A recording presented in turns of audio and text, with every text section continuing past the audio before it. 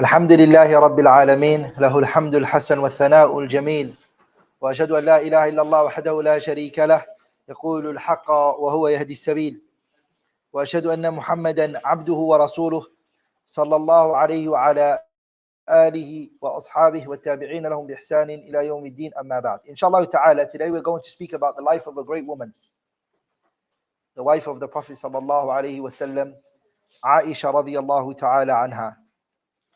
Aisha, as we're going to see, is an ocean when it comes to knowledge and an ocean when it comes to religion. She was wisdom, full of wisdom. Radiyallahu ta'ala anha. It's fair to say that she was a madrasa qa'imah bidhatiha. She was a school, a university by herself. And she took from the best teacher ever to walk on this earth, her husband and the Prophet of Allah, Nabiullah Muhammad sallallahu alayhi wasallam. Aisha, the virtues that have come for her, no woman in this ummah has ever received something like that. No woman will ever receive something like that. Let's look a bit about why the virtues that she had. Her name is first of all Aisha. And Aisha radiallahu ta'ala anha, her father is who? Abu Bakr as-Siddiq radiallahu ta'ala anhu is her what? Father. Abu Bakr is the best man after all the prophets. If we subtract all the prophets, Abu Bakr is number one. That's her father. Her husband is who? Nabiullah Muhammad sallallahu alayhi wasallam. That's the man she shared life with. She was also the only virgin that the Prophet ever married. She was the only one. Another thing is Aisha radiallahu anha, she grew up in a house of Islam. From all her life, she's known Islam. She doesn't know anything else. She didn't go through Jahiliyyah. Are we all together? She grew up in a religious household. Are we all together? And that wasn't common at her time. Because a lot of the Sahabas, they embraced Islam. They went through Jahiliyyah. Are we all together? So Aisha radiallahu anha is a great figure to speak about. She's a role model for men and women alike, not just the sisters. Aisha is the most knowledgeable woman in this religion. There is no woman more knowledgeable than her. Full stop. You have to remember. She had the most knowledge. She is called, and she's referred to, is afqahu nisa'il ummah. She had the most knowledge in this ummah from the women. Ala al-itlaq, unrestrictedly. Full stop.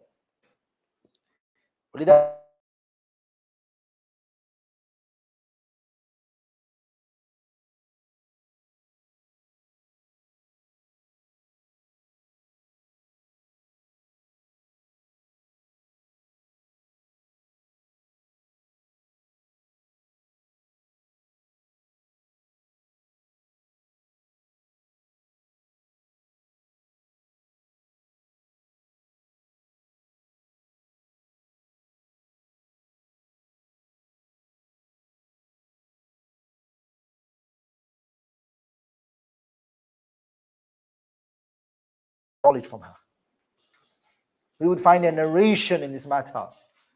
We would find what we were looking for in her, radiyallahu ta'ala anha. Illa wajadna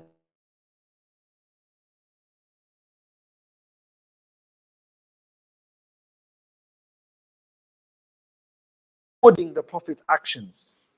She was recording his statements and what he was doing, and she transmitted it to this ummah, radiyallahu ta'ala anha. And she is from what? She is from what the scholars refer to as al-mukthiruna, those who exceeded the levels of hadith, yani the ones who narrated the most hadith. She's in the list of the top 10 most narrators when it comes to the hadith of the Prophet alayhi salatu wasalam.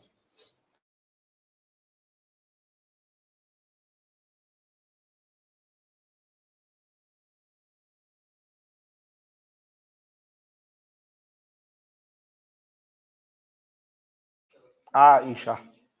Then they said to him, sallallahu alayhi wasallam, min al-rijal.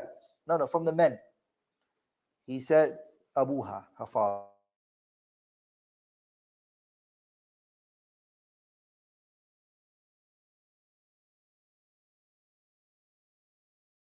You asked the same question again. What did he say?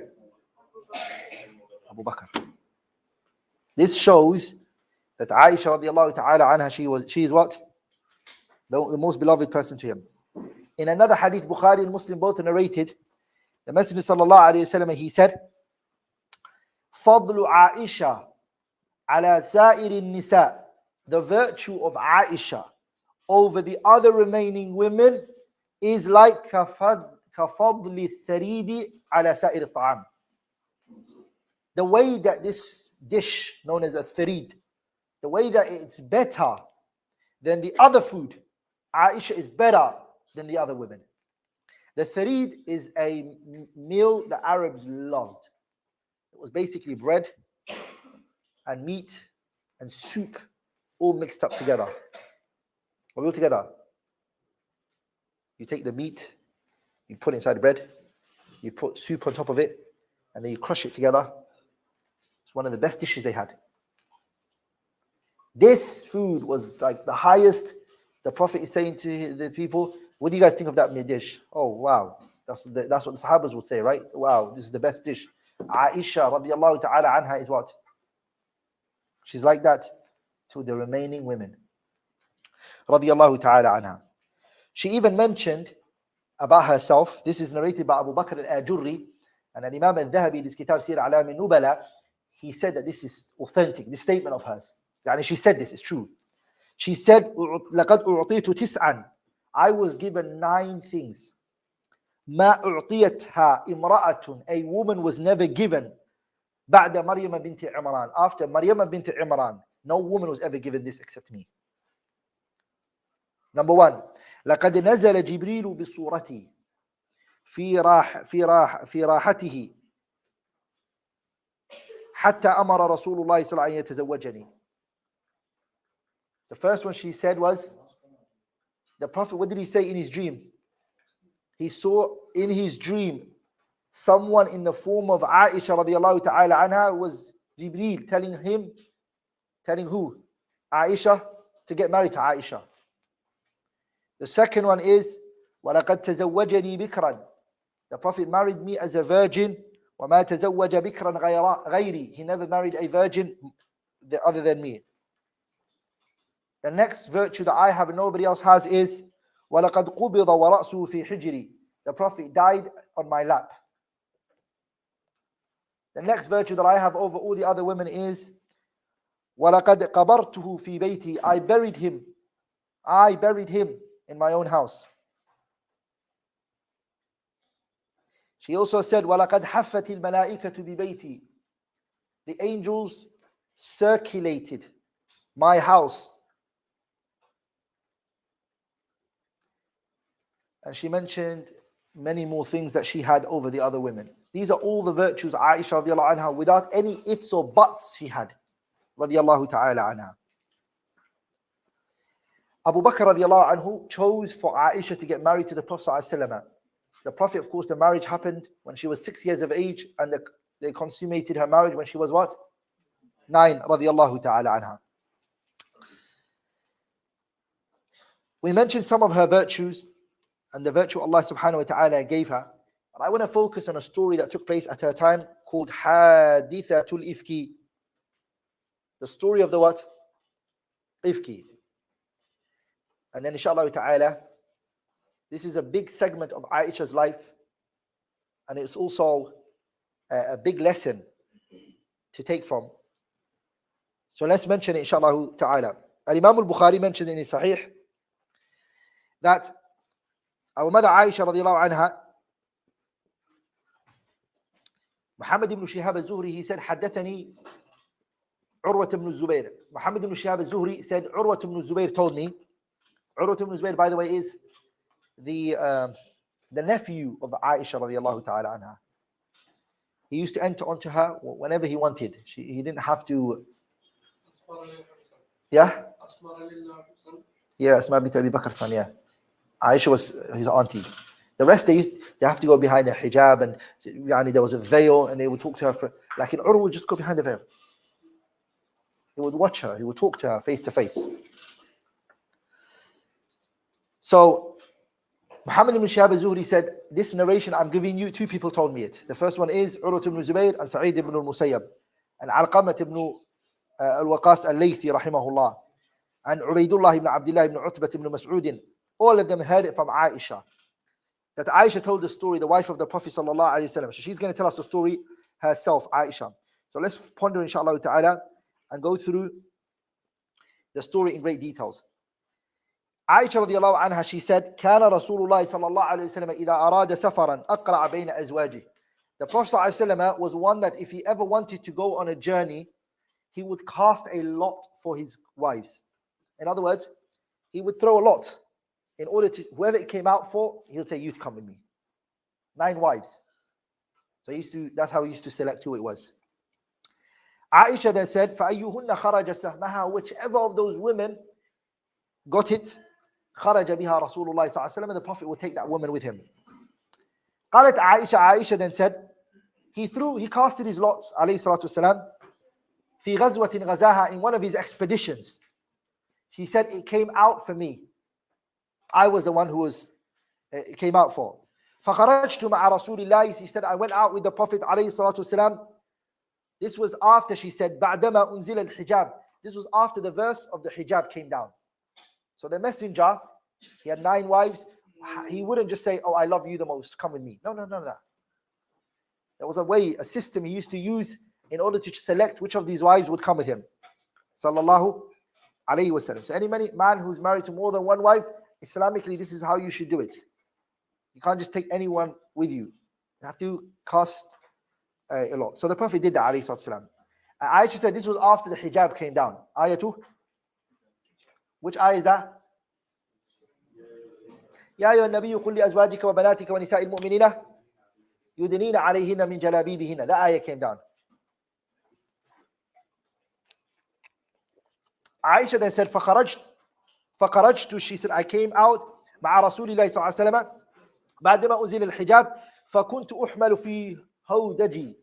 I was carried in my hodaj. Hodaj, do you guys know what it is? A hodaj is like a house that's built on top of the mountain on the camel. It's a little house inside the camel. Okay? It was used for the women. Men would just go on it directly.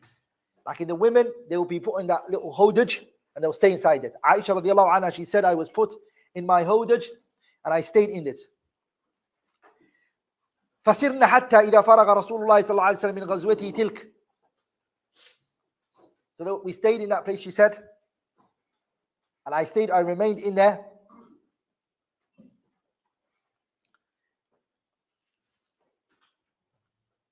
One second.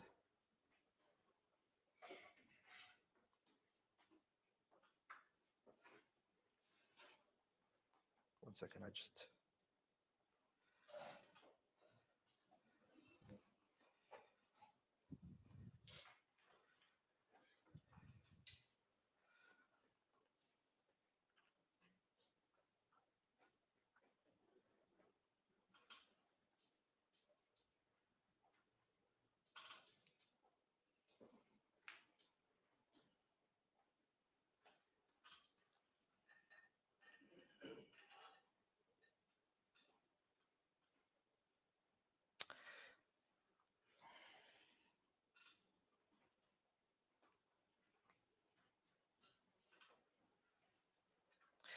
Aisha then she said, فأنا أحمل في هودج وأنزل فيه. I was placed inside my what? My hodaj. And the hodaj, as we mentioned, is what? It's a little place that the woman is kept, that she's kept inside, protected from the men seeing her. And this is again goes back to the issue of the shyness and the modesty of Islam. How Islam protected what? The women. Aisha radiallahu anha, she said, when Allah's Messenger sallallahu alayhi wasallam, the Prophet of Allah, was through with his ghazwa, yani his expedition, and he returned home, we approached the city of Medina. That's the direction that they were going. يعني وقفل ودنونا من المدينة. We came close to the city of Medina. The Messenger sallallahu alayhi wasallam ordered us to proceed at night. He said, let's keep going at night. Generally what they would do is at night time they would go to sleep and relax and sleep. But this time the Prophet said at night, let's keep going. Let's not stop. Let's keep going. When the order of setting off was given, she said, I walked till I was past the army. Aisha radiallahu anha, she got up and she left the entire army. Now pay attention to this information. Every part plays a role in what's going to happen later. And inshallah ta'ala, we're gonna judge it based on how the people are today, and if anything has changed about the humans today. Aisha then, she said, فَمَشَيْتُ حَتَّى جَاوَزْتُ الْجَيْشَ. She said, I left. It was at night time. She went out to do her call of nature. By the way, the city of Medina, or any time, women would have to go and do the call of nature outside. There was no toilet inside buildings. If you go back many years back in my country, the women the whole day won't go to toilet because the men will see them. So they would wait nighttime. And so at nighttime they have to do their call of nature. Okay? Because that would be dark and nobody would see them. So Aisha radiallahu anha, she said, فَمَشَيْتُ حَتَّى جَاوَزْتُ الْجَيْشَ فَلَمَّا قَضَيْتُ شَأْنِي أَقْبَلْتُ إِلَى الرَّحْلِ. So she said, when I did my call of nature, again, another way of her speech is, فَلَمَّا قَضَيْتُ شَأْنِي, she said, when I finished my affairs. Islam is a religion, you're not vulgar.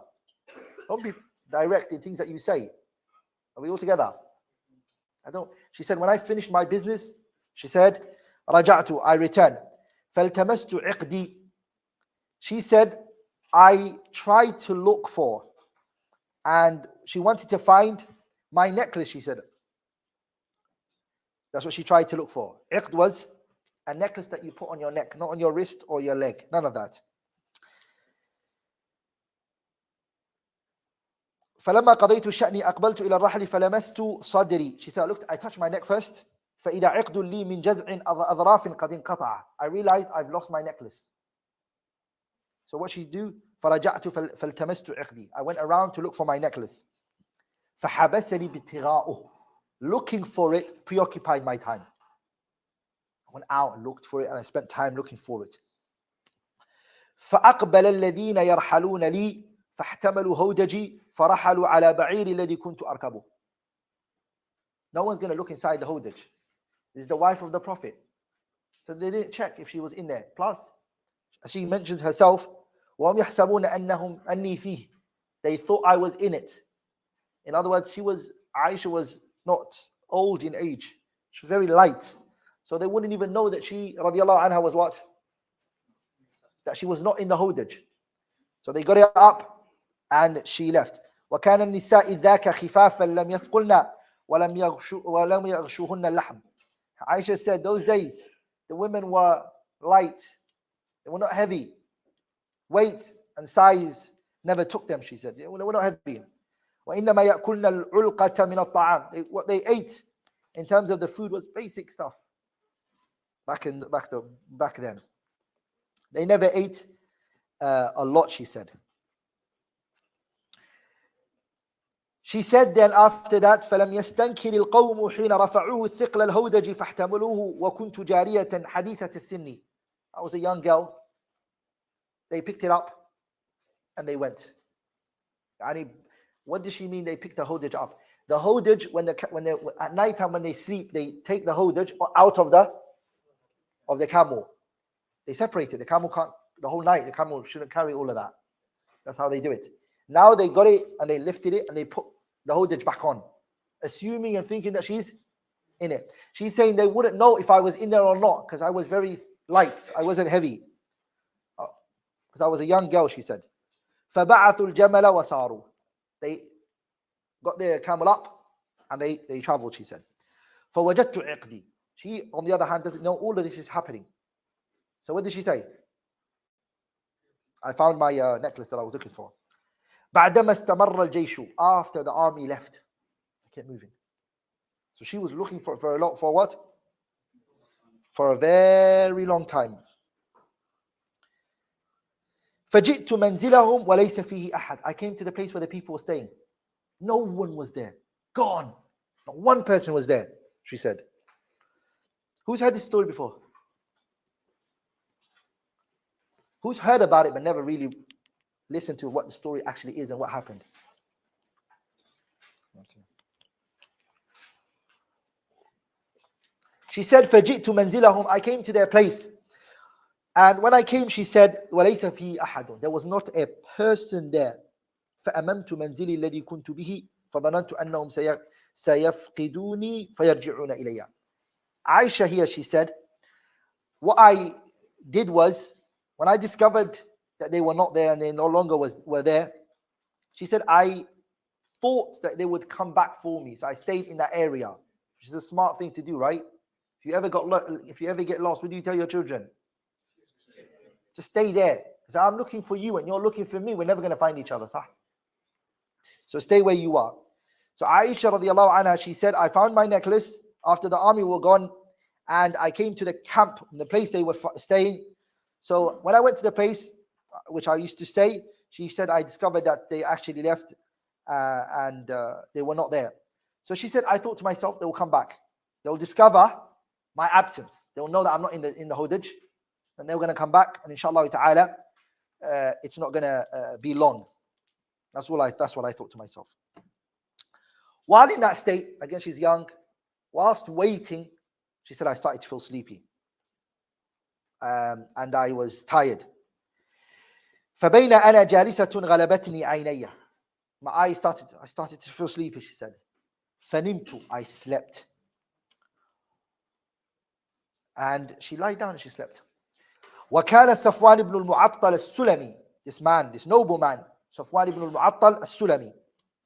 ثم الذكواني من وراء الجيش. This man, his job was, whenever the army would go, he would stay back and he would make sure if anything they left behind or anything that was missing or anybody dropped anything on the way, his job was to bring it after them. That was his job. He was the guy who came after the army. So he stayed back, of course. And فأصبح عند منزلي. He came to the place they were camping to get all the stuff. فرأى, he saw سواد إنسان. He could see the darkness of a person, the shape of a person. He can't really tell who it is. So he looked and he saw somebody lying down. فرأى سواد إنسان نائم فأتاني. So he came to me. Okay. وكان يراني قبل الحجاب. Aisha said, he knew me how I looked before the hijab. He knew my face and everything before the ayatul hijab came down. Are we all together? So he knew how I looked like. So فاستيقظت, he never woke me up. But she said, I woke up باسترجاعه, because of his saying إنا لله وإنا إليه راجعون. His إنا لله woke me up. It's called what? Istirja. That istirja of his woke me. And he woke up our mother Aisha radiyallahu ta'ala anha. Aisha then said, حين أناخ راحلته فوطئ يده فركبتها فانطلق يقود لي الراحلة. So what he did as soon as that happened, he made his camel kneel down, because he had a camel. He puts all the little remaining stuff. She has nothing. Her camel and her hodage, all of it is gone. So what did he do? He brought his camel down. This means that he was mounted on a camel. So he kneeled the camel down. Camel came down. And as soon as that happened, he got down from his camel and he put his leg on the front leg of the camel and he turned around. He never looked at our mother Aisha. And he waited for her to go on. Okay? Then I rode on it, she said. Aisha said, I climbed it. And I sat over it. Safwan set out walking. Imagine, in that desert. Hot. Heat. He started to walk. Leading the camel by the rope. He was just holding the camel by the rope. She said, until we reached The army who had waited a little bit, they halted to make a rest at midday. So she caught it. Aisha, then look what she said. فَهَلَكَ مَنْ هَلَكَ. She said,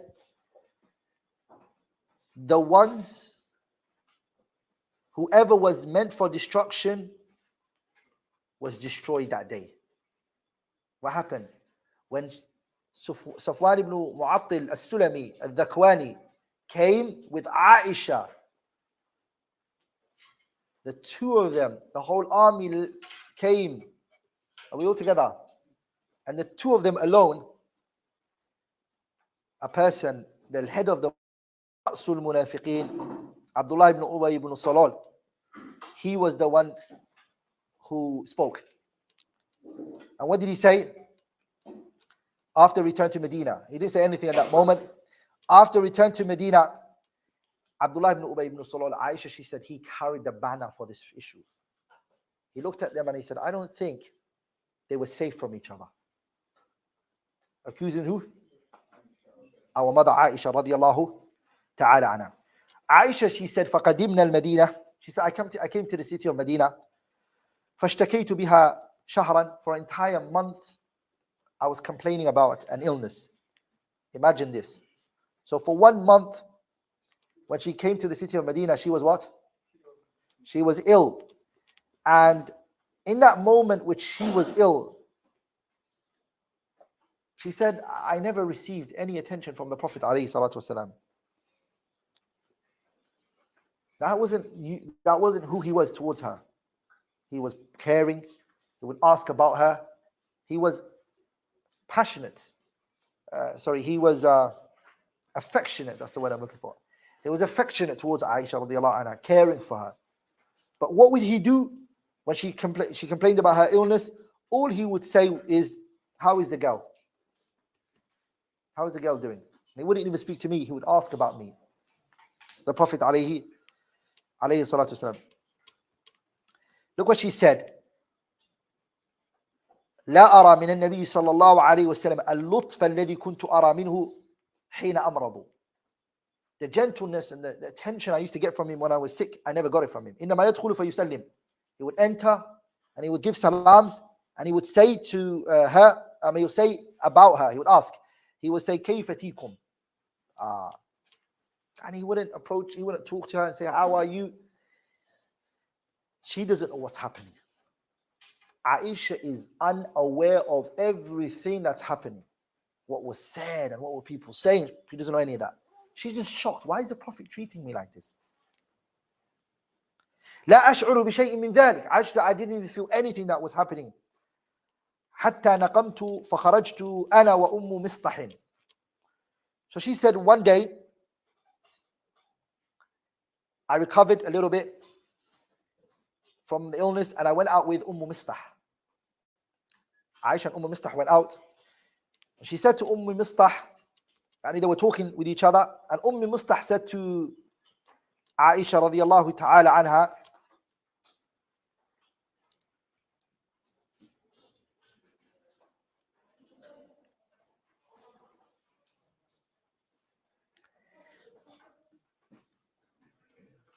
both of them went out.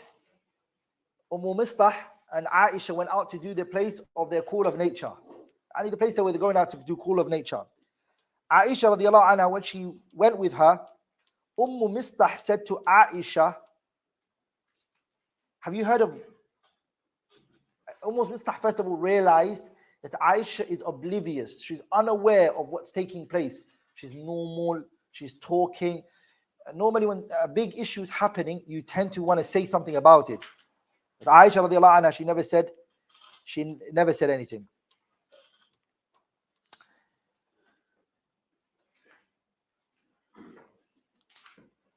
Mistah said to Aisha radiallahu ta'ala anha, Mistah, she said to Aisha, while she was doing their call of nature, when they came back from it, she said, woe be to Mistah. Woe be to who? Mistah. So Aisha's like, why would you speak about an honorable man like that? Aisha radiallahu anha, she said, when she said, تعس مصطح, Aisha radiallahu anha, she said, فقلت لها بئس ما قلتي. She's the mother of Mistah, right? Evil what you're saying. أتسبين, are you going to insult رجلا شهد بدرا, a man who participated in the battle of Badr? Don't say anything about Mistah. فقالت, she said to her, did you not hear what he's saying about you? Aisha then told Mistah told Aisha the news and what was being said about her. Aisha then she said, فَازْدَدْتُ مَرَضًا إِلَى مَرَضِي. My illness became more. Oh, wow, now I felt sick. So Aisha radiallahu anha, she said, فَلَمَّا رَجَعْتُ إِلَى بَيْتِي, when I came back to my house, دخل علي رسول الله صلى الله عليه وسلم, the Prophet entered the house. فقال, he said, كيف تيكم? He's saying, how is the girl? Nothing else. Aisha radiallahu anha, she said, فقلت, now she knows what's happening. Now she knows why the Prophet is like this. فقلت, she said, إذن لي إلى أبوية. Which is very important. She said, give me permission to go to my father's house. A woman has to take permission from who? For her husband. قولا واحدا. So she said, Ya Rasulullah, give me permission to go to my parents' house. قالت وأنا حينئذ أريد أن أستيقن الخبر من قبلهما. Because she said, I want to go to my mom and dad and find out if this is real, if this news is real. Because the Prophet is not talking to her. So she said, I wanted to know the authenticity. Just say here. I just wanted to know the authenticity of what? Of this news. What has really, really taken place. فأذن لي رسول الله صلى الله عليه وسلم. Aisha, she said, I got accepted by the Prophet عليه الصلاة والسلام. Yeah? The Prophet gave me permission, she said. فأذن لي رسول الله صلى الله عليه وسلم فأتيت أبويا. I entered upon my mother and father. فقلت لأمي, Aisha, I spoke to my mother. ما يتحدث الناس به. I spoke to her about what the people are talking about. She said to her, فقالت يا بنية هوني على نفسك الشأن. She said to her, my daughter, don't worry much about this matter. Don't worry. By Allah, never is there a charming woman loved by her husband, except the other wives, they show her some issues. So she pointed it towards her co-wives. Honey, the Prophet loves you a lot. Maybe your other co-wives might. Honey, this is normal. It's part of the culture of, this is what life is. Your wife, you're married, you're in a polygamous relationship. It's bound to happen where these little riffraffs happen.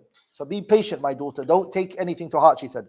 فوالله لقلما كانت امرأة قط وضيئة عند رجل يحبها ولها ضرائر إلا أكثرنا عليها. فقلت, she said, Aisha, Subhanallah, ولقد يتحدث الناس بهذا. Aisha, all this doesn't, she's not really, this is not what the issue is. She said, Mom, are really people talking about me? Is this really happening? قالت فبت تلك الليلة. She said, yes. Aisha, she said, I slept that night حتى أصبحت لا يرقأ لي دمع ولا أكتحل بنوم. I slept that night. My eyes will not stop watering. The tears were just coming out.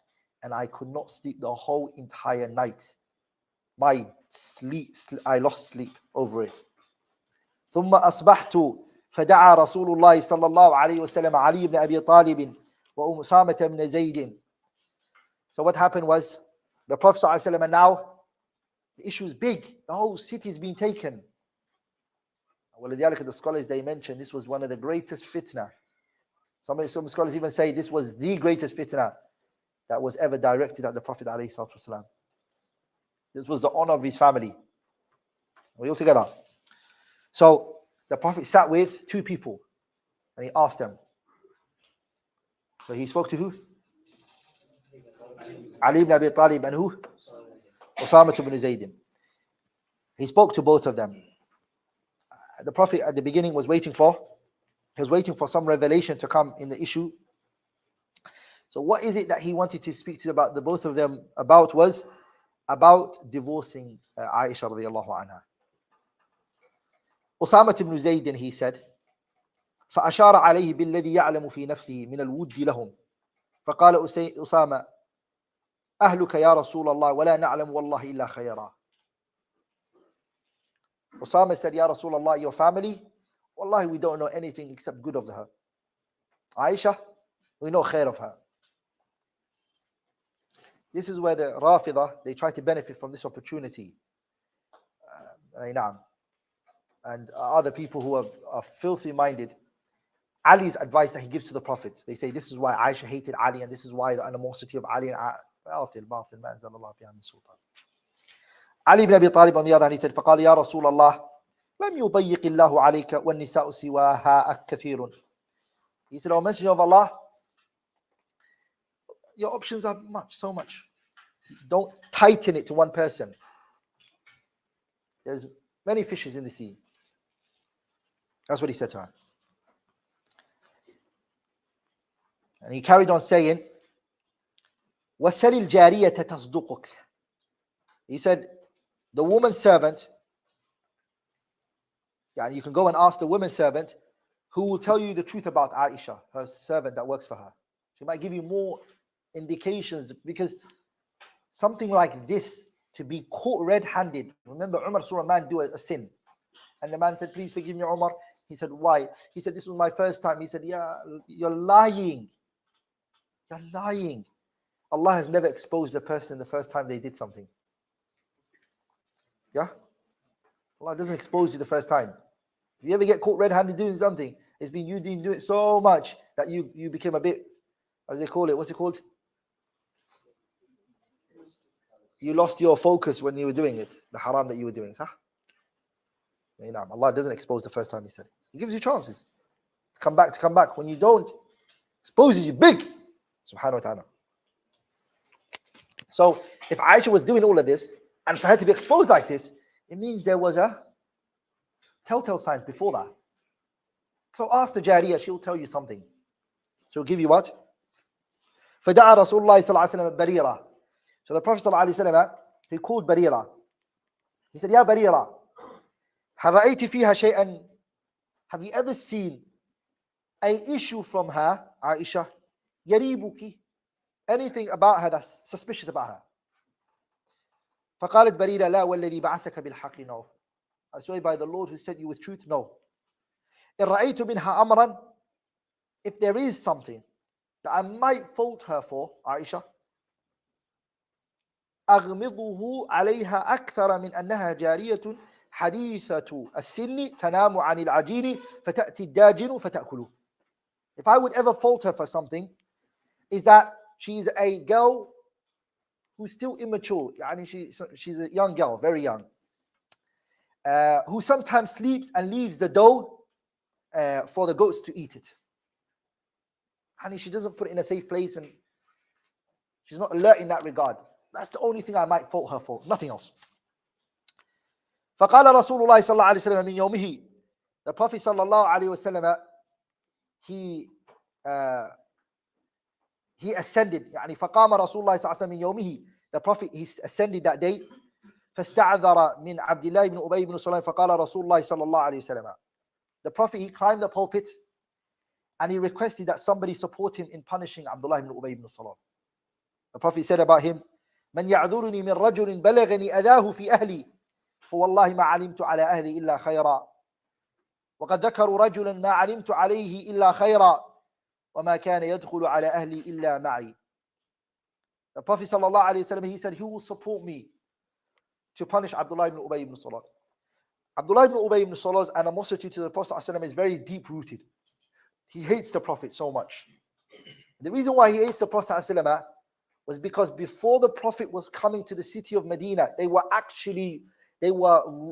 making his crown to be the leader of Medina. He was the one that they chose for him to be the leader of Medina. He was going to be the king of Medina, Abdullah ibn Ubay ibn Salam. And so Nabi Muhammad, when he came, and of course he was a prophet of Allah, no one wants to give him anything. So in his heart, he lost the chance of being the king. So every route and every method in which he could possibly take, he was taking to what? To harm the Messenger, alayhi salatu wassalam. But the Prophet knew that Abdullah ibn Ubay ibn Salul, two things you have to understand. What do you have to understand? Two things.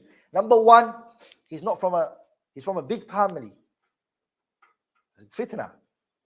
Another thing is that people are going to say that Muhammad is killing his own companions now. He was killing other people and now he's coming to his own people. He's assassinating his own followers. It's a great fitna. He can't do that. So the Prophet left him, Abdullah ibn Ubay ibn Salul. But look how he's harming the Messenger's honor. And the Prophet ﷺ's what? Reputation. Listen to this now. When the Messenger said that khutbah, and he spoke, and he was very sad, hurt by what Abdullah ibn Ubay said about his wife, Sa'd ibn Mu'adh stood up. He got up and he said, "Oh Messenger of Allah, ana wallahi a'dhiruka minhu." I will excuse you for him, meaning I will deal with him, I'll kill him, I'll bring his head to you. إن كان من الأوس ضربنا عنقه وإن كان من إخواننا من الخوارج أمرتنا ففعلنا فيه أمرك. Remember, there's two big tribes here. There's Aus and what? Khazraj. Khawarij. No, Aus and Khazraj. Aus and Khazraj. Okay? So, Sa'd ibn Mu'adh, he said, if he's from Aus, which is our people, we will kill him. No questions. No ifs, no buts. And we'll bring his head to you. But if he's from Khazraj, because they fought for a very long time, they were fighting for so long. Islam came and brought them together, right? If you command us, we don't care. We'll go to them and we can still kill him from them. So it's up to you, O Messenger of Allah. When he said that, وَإِنْ كَانَ مِنْ إِخْوَانِنَا مِنَ الْخَزْرَجِ, who is Abdullah ibn Ubay ibn Salul from? He was from Khazraj. So, Sa'd ibn Ubadah, who was from Khazraj, and he was the Sayyidul Khazraj. This concept of my people, it hit him. So Sa'd ibn Ubadah, he said, and Aisha, she said, before that he was a righteous man and he was a noble companion. ولكن احتملته الحمية, that يعني us mindset went into him. And he said to Sa'd ibn Mu'adh, he said to him, كذبت لعمر الله. Wallahi, you're a liar, you can't touch him. Can't even look at him like that. والله لنقتلنه فإنك منافق تجادل عن المنافقين. And then Sa'd ibn Mu'adh responded back to him and he said, Wallahi, we will kill him and you speak for the hypocrites. You're a spokesman for the hypocrites. And the whole issue became what? Aus and Khazraj now. It went out of hand. Until they wanted to fight on the issue between themselves. The Prophet ﷺ came down and he calmed them down. Aisha radiallahu anha, she said, on the other hand, for me, my tears are just coming out. I'm just crying day and night. لا يرقع لي دمع. My tears were not coming to an end. ولا أكتحل بنوم. I can't even sleep at night. I close my eyes, I wake up again, frustrated, she said. فأصبح عندي أبوايا قد بكيت ليلتين ويوما حتى أظن أن البكاء فالق كبدي. She stayed with her parents. She remained with her father and her mother. She said that the crying that I cried, I thought it would rip me up. It would destroy me. فبينهما جالسان عندي وأنا أبكي استأذنت امرأة من الأنصار فأذنت لها. Aisha radiallahu anha, she said, while they were sitting with me, my parents, and I was weeping, an Ansari woman asked my permission to enter and I allowed her to come in. فأذنت لها فجلست تبكي معي. She sat down and she started to cry with me.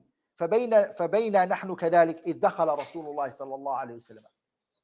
A woman of Ansar came and she sat with Aisha and she just started crying with her when she saw her situation. Then the Prophet صلى الله عليه وسلم came. فجلس, he sat down.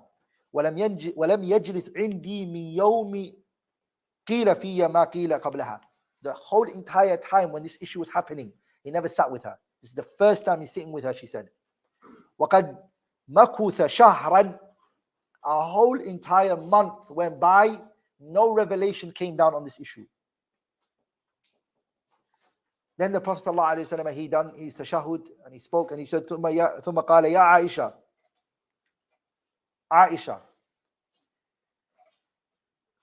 قَدْ بَلَغَ فَإِنَّهُ بَلَغَنِي عَنْكَ كَذَا وَكَذَا. Some news has reached me regarding you. فَإِن كُنْتِ بَرِيئَةً. If you are innocent, فَسَيُبَرِّئُكِ اللَّهُ. Allah is going to free you from all of this. وَإِن كُنْتِ أَلْمَمْتِ. If what you have did, if you did something wrong and you committed a sin, فَاسْتَغْفِرِ اللَّهَ وَتُوبُوا إِلَيْهِ. Repent back to Allah تبارك وتعالى and ask Him for forgiveness. فَإِنَّ الْعَبْدَ إِذَا اعْتَرَفَ بِذَنْبِهِ. Because if a person recognizes their sin, ثُمَّ تَابَ, and they repent, تَابَ اللَّهُ عَلَيْهِ. Allah will accept their what? Repentance. Aisha, she said, when he finished his speech,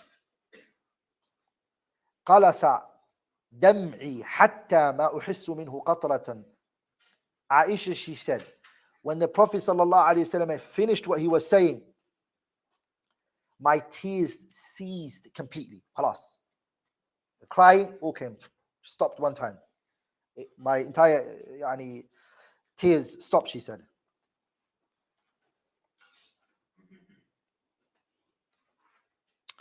وَقُلْتُ لِأَبِي.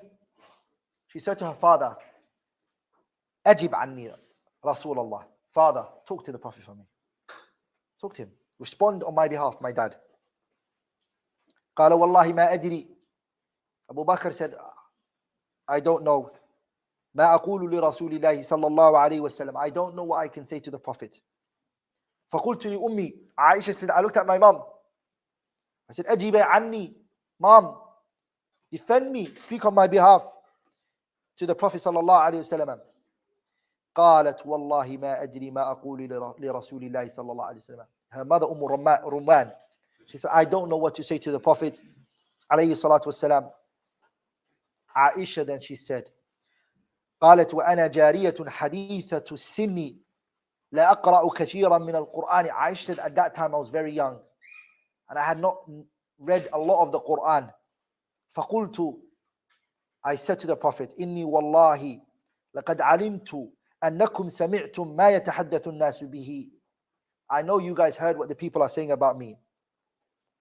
ووقر في أنفسكم وصدقتم به. And all of you guys have believed in some of what the things that was being said. ولئن قلت لكم إني بريئة. If I say to you guys I'm innocent, okay, there's nothing you can prove to my statement. There's no way you will take what I have to say for face value. Wallahu ya'lamu inni labari'atun. She said, Allah knows that I am innocent. And if I admit to this and I say to you guys, I did do it now, I'd be lying for something I haven't done. She said, وَلَكُمْ مَثَلًا. وَاللَّهِ مَا أَجِدُ لِي وَلَكُمْ مَثَلًا. She said, I can't find any other example in the Quran for my situation right now except the statement of إِلَّا أَبَا يُوسُف, except the father of Yusuf. Because of her sadness, she forgot the name of who? Yaqub. She said, فَصَبْرٌ جَمِيلٌ وَاللَّهُ الْمُسْتَعَانُ عَلَى مَا تَصِفُونَ ثُمَّ تَحَوَّلْتُ عَلَى فِرَاشِي. Aisha, then she said, after I said that, then I turned to the other side of my bed, hoping that Allah would prove my innocence. Look what she said after that. Wallahi, she said, I swear by Allah, ma dhanantu, I never thought, an yunzila fi sha'ni wahyan. I never thought Allah would send down revelation to defend me. ولا أنا أحقر في نفسي من أن يتكلم في القرآن بالقرآن في أمري. She said, I looked down at myself for a verse to come and to say Aisha is free, and people praise Salah reading that verse that was talking about me. So I thought I was lower than that. ولكني كنت أرجو أن يرى رسول الله صلى الله عليه وسلم في النوم. But the only thing I was hoping was some dream that the Prophet would have. And in there he would see Allah telling him that I'm free. فَوَاللَّهِ مَا رَامَ مَجْلِسَهُ وَلَا خَرَجَ أَحَدٌ مِّنْ أَهْلِ الْبَيْتِ. As we're sitting there, the Prophet never left. My family didn't even move from their positions. Quran came down. Yeah, na'am. Yeah? Straight away. She's saying nobody moved from their position. No one had left the house. No one walked out.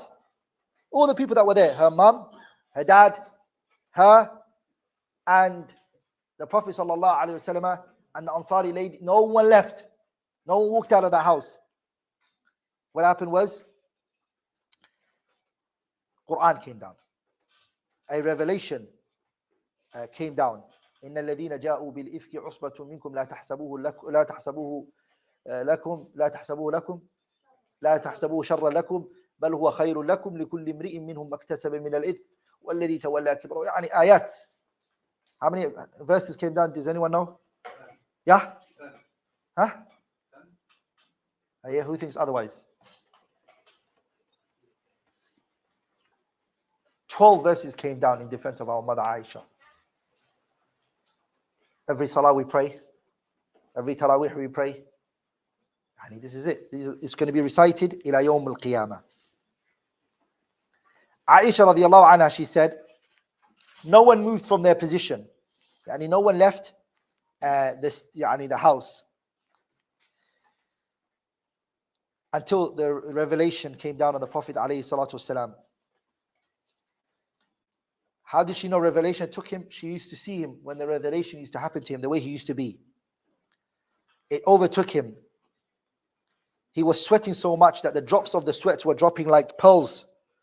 And it was a very cold day. For him to sweat like that, the Prophet was فَلَمَّا سُرِّيَ عَنْ رَسُولِ اللَّهِ صَلَّى اللَّهُ عَلَيْهِ وسلم وَهُوَ يَضْحَكُ. When the state of the Messenger صلى الله عليه وسلم was over, he was smiling. He started to smile. And the first word he recited, he said, Aisha, talking to his wife, احمدِ اللَّهَ فَقَدْ بَرَّأَكِ اللَّهِ. Praise Allah tabaraka wa ta'ala, thank him. He has freed you from what was said about you. فَقَالَتْ لِي, she said, أُمِّي قُومِي إِلَى رَسُولِ اللَّهِ. Her mother said to her, stand up, my daughter, and go to the Prophet of Allah. Hug him. Aisha said, La wallah. No, I'm not going to hug him. لا أقوم إليه, I'm not going to stand up to him. ولا أحمد إلا الله. I'm only going to thank Allah subhanahu wa ta'ala. فأنزل الله تعالى, Allah sent down, إن الذين جاءوا بالإفك عصبة منكم. Al-ayat, those verses came down. She's a wife of the Prophet alayhi salatu wasalam. For her, it's not the relationship between a prophet and it's the relationship between a what? And husband and what? Husband and wife. So we have to understand, some people, they think, the Sahabas never spoke back to their wives and stuff like that. They say to their wife, how are you speaking back to me? By the way, I'm not saying sisters talk back to your husbands. That's not something you should do. But it happens. Sometimes a person is overwhelmed with emotions and they get upset and they get angry. It does happen. What happened was, as soon as those verses came down, Abu Bakr radiallahu ta'ala anhu, he got very angry. With who? Mistah. Mistah was a person that Abu Bakr used to fund. He was under Abu Bakr's salary. Abu Bakr financially used to take care of him. And I was taking care of you, and you are spreading the news of my daughter? You're saying things that are not true, baseless? Are we all together? One of the amazing things, wallahi, that show you the Sahaba and how they were, that they asked Zainab bint Jahsh. We're going to come to it, inshallah. So Abu Bakr radiallahu anhu, he made a promise. He said, Wallahi, I'm never going to give this man any money. Wallahi la unfiqu ala mistahin. From today onwards, Mistah is not going to get a dime from me. He's not going to get a cent, a penny from me. What's the smallest currency here? Fils, huh? Fils is the smallest. Okay, he's not going to get from me even a filth, nothing. I'm not going to give him anything. And he said this to his daughter Aisha. Allah Tabarak wa Ta'ala sent down the ayah, وَلَا يَأْتَلِ أُولِي الْفَضْلِ مِنْكُمْ وَالسَّعَةِ أَنْ يُؤْتُوا أُولُو الْقُرْبَى. That first came down, and then Allah said, أَلَا تُحِبُّونَ أَنْ يَغْفِرَ اللَّهُ لَكُمْ. Do you not like Allah to forgive you, Abu Bakr? Abu Bakr looked at the sky and he said, yes, Allah, I want you to forgive me. And then he forgave Mistah and he started to give him money. Are we all together? So Mistah, he regained his money. وَكَانَ رَسُولُ اللَّهِ صَلَّى اللَّهُ عَلَيْهِ وَسَلَّمَ يَسْأَلُ زَيْنَبَ. The Prophet asked Zainab bint Jahshin.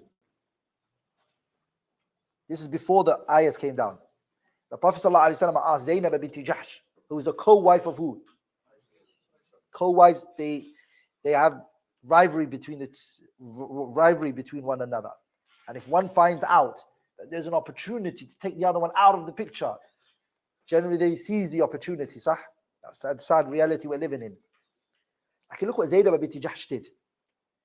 Zainab was asked, by the way, Aisha was not just a co-wife. They all knew the Prophet loved Aisha more. Sah? So it's not just a co-wife. It's clear, everyone knows. Even her mother saying to her, when you are the most beloved, your co-wives are going to give you what? Some issues. Umar said to his daughter Hafsa, what did he say to her?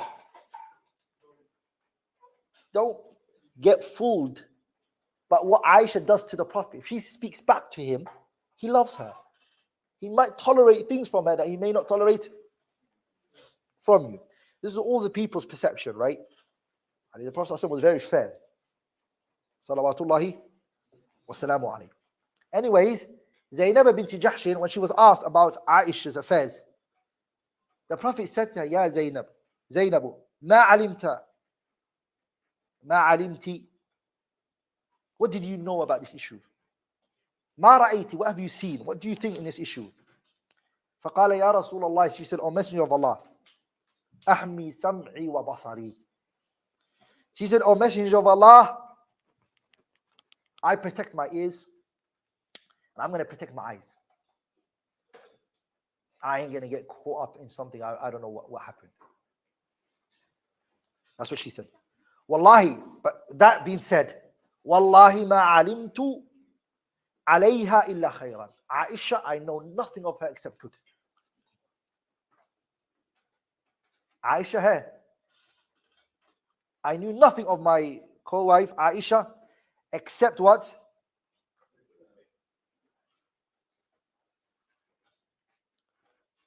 Aisha then said about her,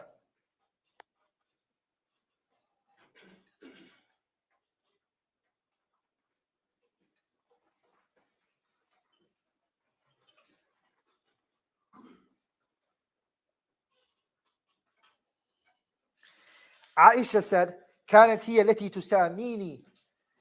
Zainab was that one person who used to compete with me in her beauty and trying to get the Prophet's love. And me and her, we had that issue going on. Everyone was working towards who's going to get the Prophet's love. Zainab would try to get the Prophet's love more, and I would get what? Are we all together? When the Prophet sallallahu alaihi wasallam, he in tatuba ila Allah faqad ya nabi lima tuharrimu ma ahalla Allah laka tabtaghi mardat azwajik wallahu ghafurur rahim. What was he talking about? It was talking about the Prophet sallallahu alaihi wasallam loved honey. And whose house did he used to go to get the honey from? Yeah? Zainab. Zainab had honey. The Prophet every day, even if it wasn't her night, he would go by Zainab's house. She had honey that he loved. He would eat from there. And so they say Aisha and Hafsa, both of them, they had a little conversation and they said, look, when the Prophet comes to you and when he comes to me, we both have to say to him, the breath that comes from your mouth is not appealing. And that's what the Prophet ﷺ, he loved to have hygiene and smell nice.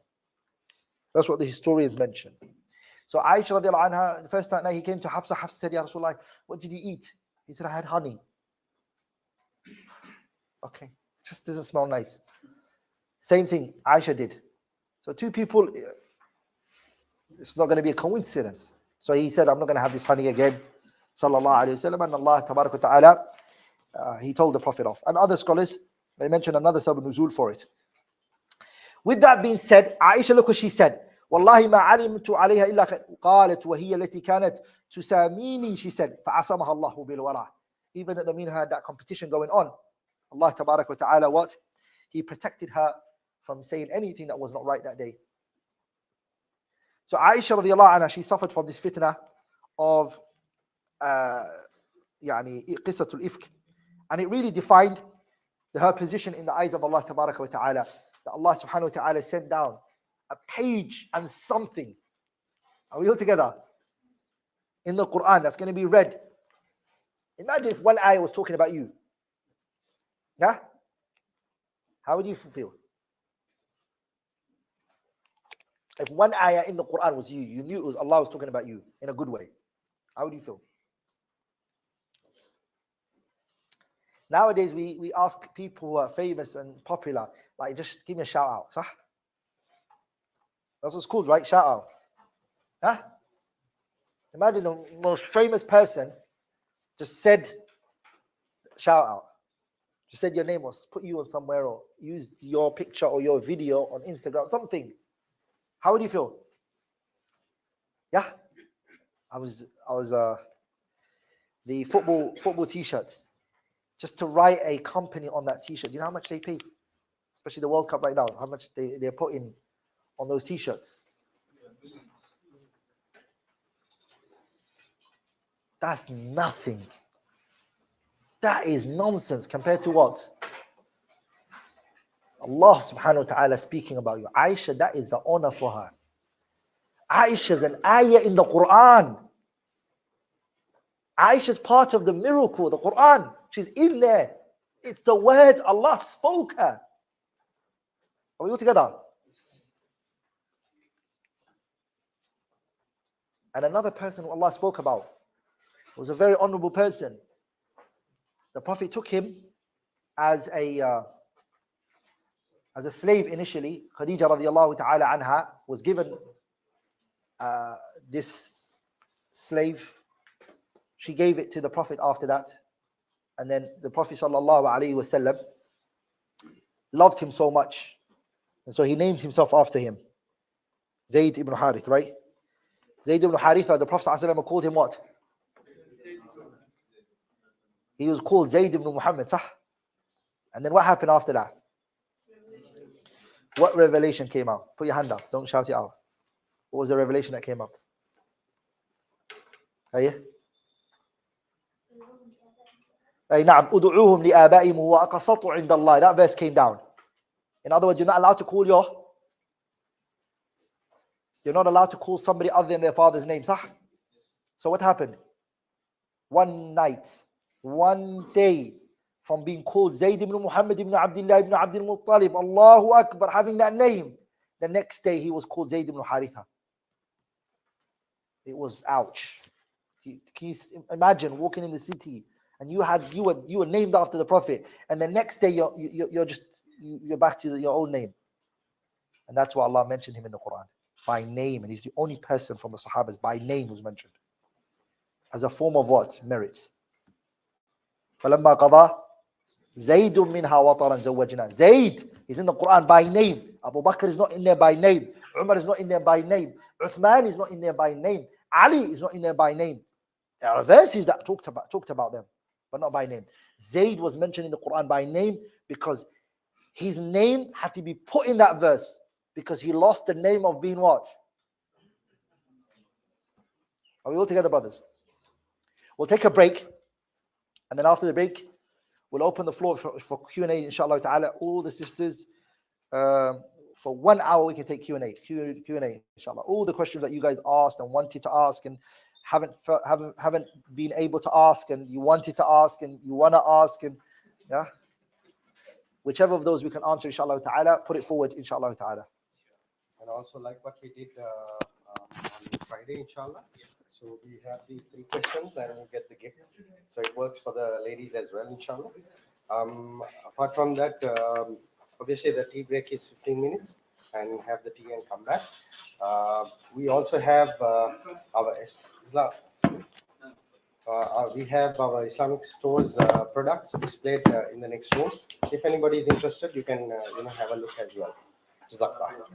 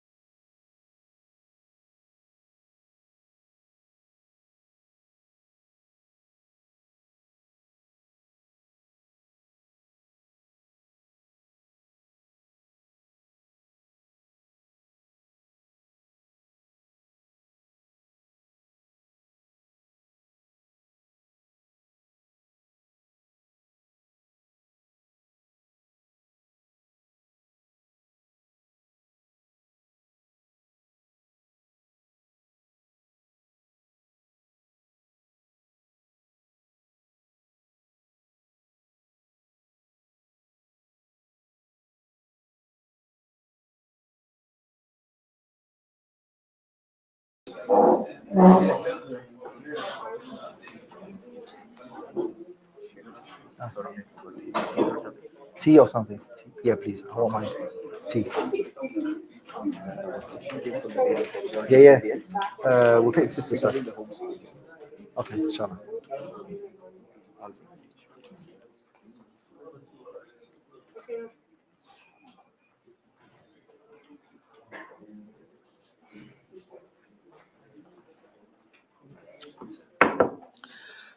Okay.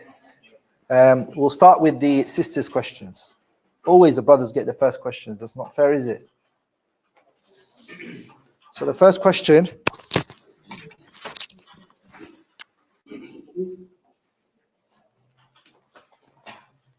The sister said, me and my husband are planning to homeschool, inshallah, and not big on worldly studies. Daughter is 3.5. What should we start off with? Recommended books to memorize and learn. Can you please provide us with a clear roadmap? So 3.5, very good, mashallah. A child that's 3 years and a half, 2 more years, or maybe a year, 4 years old, the child should start memorizing the Quran. But before you start the memorization of the Quran at the age of 4, you should start by teaching the child the alphabets, the Arabic alphabets, alif, ba, ta, tha, jim. He learns all of those, how to write them. He learns how to connect them.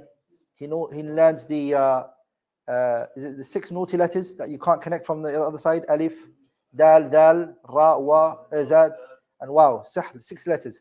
Those, I call them the naughty letters. So in other words, you can't connect it from this side, right? Yeah? They're naughty. So those letters, he learns them and not to connect them. So he learns how to write properly, or she learns how to write, your daughter. Once the child learns how to write, okay, and to read, that's a benefit for you, because then they can read the Quran nicely. Once they do that, you buy big headphones, soundproof. You put it on, and there's a website called muqri.com. Is it called muqri.com? Muqri.com. I don't work for them. They've not told me to sponsor them, but they're very beneficial. They're called what? Muqri.com. The beauty of this website is the mother can get a phone, her own phone that she uses, put the headphone, Bluetooth headphones. Okay? You get that Bluetooth headphones, you put it in. What it does is that blocks the sound from other places. You make the child face the wall. Okay? Genuinely, what's better is that it's a room which there's no distractions. The mother sits there, okay, and you put on 2 reciters, only 2 reciters, Mahmoud Khalil al-Husari and Minshawi, Muhammad Sadiq al-Minshawi. That's exactly what I'm telling you is what I did. Okay, the child he would listen to that reciter very well. Each verse, it's repeated 10 times. But if you download the Tajweed Quran app, it will go up to 50 times per verse and 50 times per page. So you make the page 50 times and each verse 50 times. And you do not let the child move from that position until he listens to it 50 times a page and 50 times each verse. Are we all together? Crosses his legs. You know how many discipline that you just taught your child? Concentration. And the Mus'haf is right on his lap. Focus. Discipline. Cross your legs. Hours on hours. You won't see that child running around. Are we all together? And repetition and hearing things benefit children a lot. Are we all together? For a year or two, I made Ibrahim and his comrades. I made them write the page how many times? Each page you write it 3 times. Your hand, Dad, please. You got 2 more left. So they write the page. Do you know what they get from that? Oh, it sticks in their head. And also what happens? The second benefit that it has is they learn how to write from the Mus'haf. The Arabic on the Mus'haf is different from the what? Good. And your child's handwriting becomes good as well. So there's a lot of benefits in that as well. once the child memorized the Quran, okay, Ibrahim, he finished the Quran at age of 8. His sister younger than him, she finished at 8 as well. His older sister finished at 9. She's the oldest that's finished. 9. Another one is on the way right now. He's 6, 7. He's 7. So inshallah ta'ala, in 1 year, he will be able to finish inshallah ta'ala. Bi'idhnillahi al-kareem. The classes is from 4:30 a.m. to 12:30 a.m. p.m. to 12:30 what? All of that is what? Quran. How many days in the week is that? Every single day. No ifs, no buts. Now, I'm saying something to you guys. This is all being done. I'm telling you. Exhibit A. But the question here is, are you going to be able to do that? This is where it becomes hard. That's all it is. Are we all together? It gets hard. It gets hard when the parents have to do it. It takes away all your life. Are we all together? It takes away everything. When the child finishes memorizing Arba'un al-Nawawiyah, which is 42 hadiths. So they finish the Quran. All of it is done by the age of 4. By the age of 8. Hafid bi kitabillah. You take a mushaf, anywhere you grab it from the mushaf, the child should be able to tell you that ayah, the page, finish it off. Are we all together, brothers? No discrimination. Boys and girls, same. They're treated the same. 8, 9, no later than 9. Ideally, like in 8, the child should not pass the age of 8. Then they move on to the second greatest thing, which is the words of the Prophet ﷺ, the Prophet's Sunnah. Once the Quran finishes, the Sunnah. The boy or the girl memorizes 42 hadith of Imam al-Nawawi. Once they finish that, they go towards what? Umdatul Ahkam. And then your children go for what? Bulughul Maram. That's what I did. Umdatul Ahkam, and then I went for Bulughul Maram. Before Bulughul Maram, ideally, like it would have been a good idea for the child to go for Riyadul Salihin. That's fine now. Once the child has Bulughul Maram, Riyadul Salihin, any khutbah that child needs to do, any reminder that child ever needs to do, he just gets it from Riyadul Salihin. He's sorted for the rest of his life. All the virtuous actions he needs is in Riyadul Salihin. The Quran is already there. And Bulughul Maram is the hadith for every ruling he would probably need in his life. Salah, Zakah, Saum, Hajj, all the fatwas that anybody would ever ask him in his life, he's got it in Bulughul Maram that he memorized. Umdatul Ahkam, how many hadiths? Yeah. 4.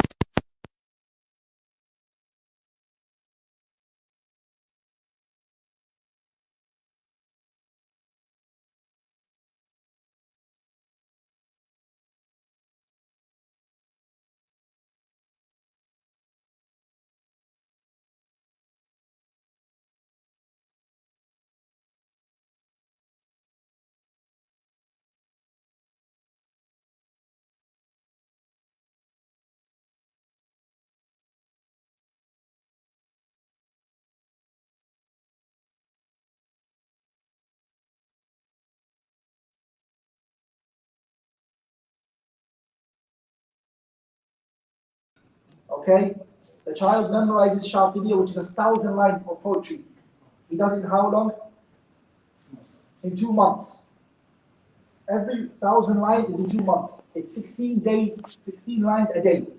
You finish it in 2 months, 1,000 lines. Are we all together? And then after that, you make them memorize Ash'ar al-Arab, pre-Islamic poets. The child, when he reaches the age of 12, there's a curriculum I have written.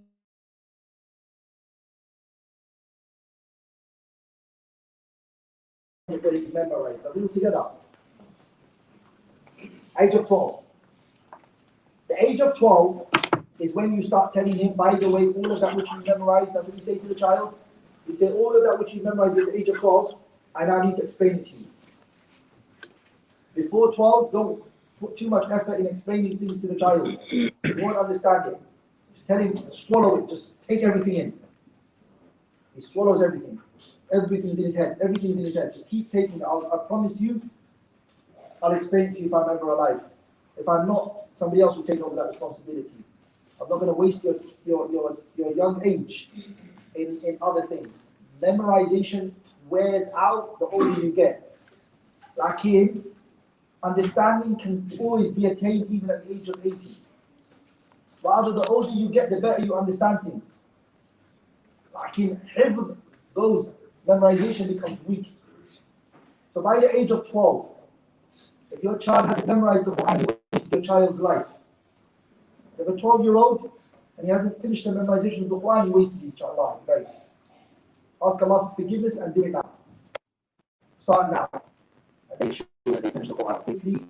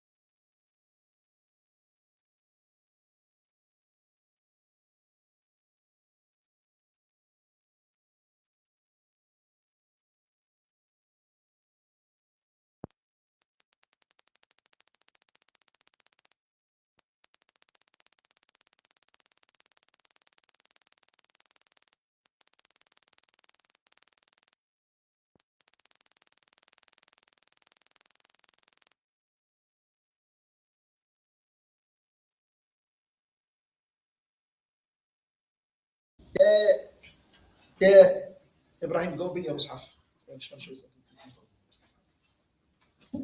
This mushaf is gonna. His mushaf he started with when he was 5 years old. He's now 10 years old. 5 years ago, it hasn't changed. There's no other mushaf he can pick up. We don't allow any other mushaf for him. This is the mushaf you started with. You need to stick to his mushaf. So what we do is we tape it. If it rips, we try to glue it together. On there is all the mistakes he's made. So there's like pencils, a pencil mark that's around every letter that he's. Yeah, some scholars they say you shouldn't write on the mushaf. Like in Babi Ta'lim it's permissible. So you mark that place where the child memorized wrong. So even later, when somebody wants to listen to his Quran, he gives them his mushaf and they listen to it. They know the circles are where he done wrong when he was young. So they're going to be like, why are you doing the same mistake again? And that's when the focus comes in. Okay. Why are you doing this? So the child, he does read from the Mus'haf. He does what? He does read from the Mus'haf, but he listens to it. The man doesn't stop. Wherever he is. If he's walking with you, if you're in the car, if you're jumping on a taxi, if you're on a little jerk, it's everywhere. The muraja'a. You can. Let's do that one page,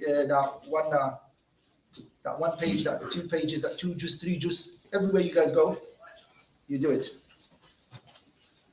So let me just show you the Mus'haf. So this is his Mus'haf. What we do is, every page in that Mus'haf is marked. You see? There's the marks of his mistakes underlined.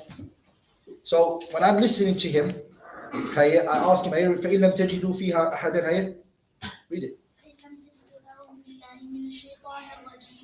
فإن لم تجدوا فيها أحدا فلا تدخلوها حتى يؤذن لكم وإن قيل لكم ارجعوا فارجعوا وأزكى لكم والله يعلم ما تبدون.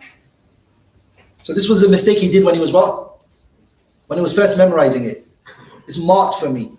So that page he's going to read it 50 times again. Are we all together? So you make the child go over it again. You say, hey, Wallah bima ta'amalun, hey. Wallah bima ta'amalun alayh. Carry on. وقل للمؤمنين يغضوا من أبصارهم ويحفظوا فروجهم ذلك أزكى لهم والله خبير بما يصنعون. That was another mistake generally he did before. So it's marked here. He didn't do that mistake. But I'll keep an eye on this one. So I'll give him back his Mus'haf and I'll say to him, فَإِن لَمْ تَجِدُوا فِيهَا أَحَدًا فَلَا تَدْخُلُوا حَتَّى يُؤْذَنَ لَكُمْ. Go read that ayah 50 times. This mistake seems to be stuck in your head. Does that make sense? It hasn't fully gone. Does that make sense? Why? Because he might trick me sometimes and say, get it right once, and maybe another day he gets it right. He has got it right a few times, but it's not in his permanent memory.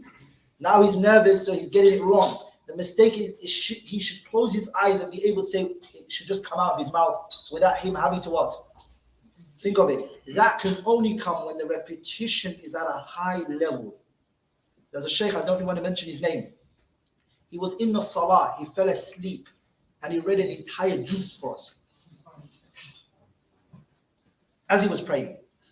Guess how we knew he slept? Yeah? Yeah? Yeah, now. He thought something ran over his leg. Are we all together, brothers? An entire, he's just reading. And he's tired and he went. Are we all together, brothers? So this shows you it's become repetition for him. Khalas. He doesn't need to. He's not thinking when he reads it. He's just mouth. That will happen. It does happen when the person has been doing this for like 37, 40 years. They've been finishing the Quran every 3 days. What is the tartib for Muraja? Say that again. What is the tartib for Muraja? The tartib for Muraja. As the student ages or when he grows up, I mean, how does he keep all that he memorized intact?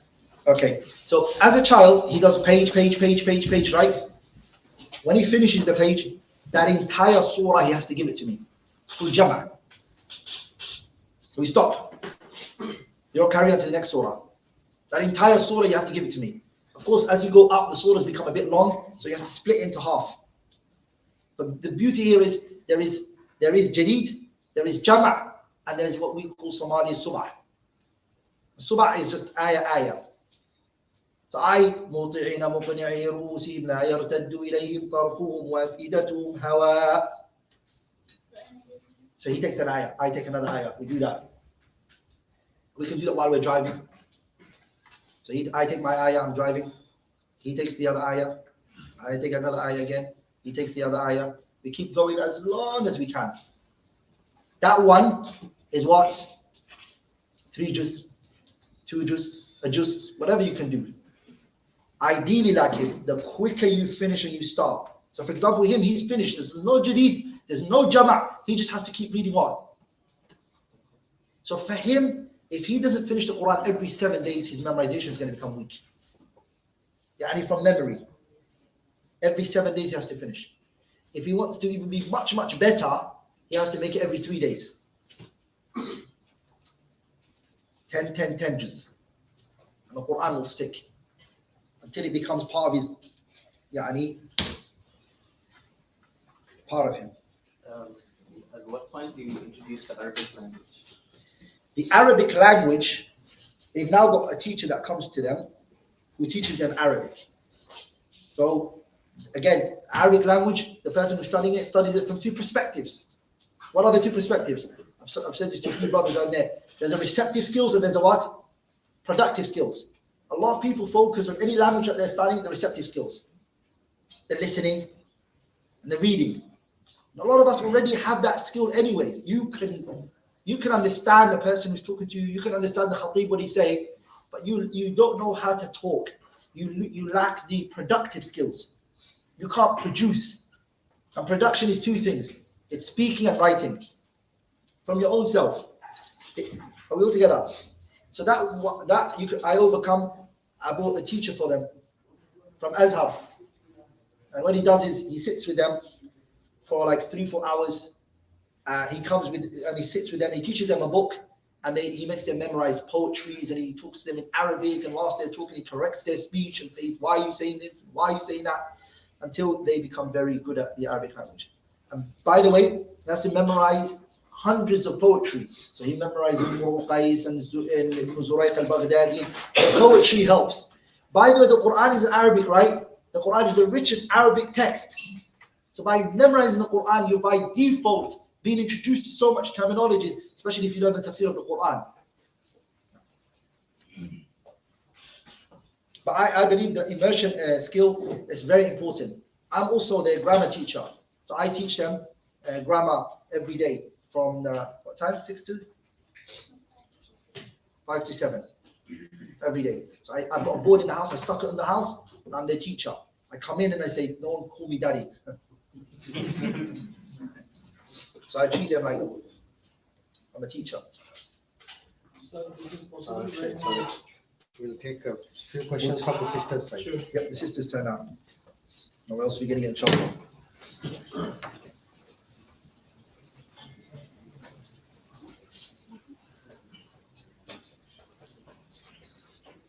Yeah, so the person asked, did Umar radiallahu anhu forgive Abu Bakr or not? Of course. They're referring back to the story that we took recently. Yeah, so Bakr, I think I answered this before. Yeah.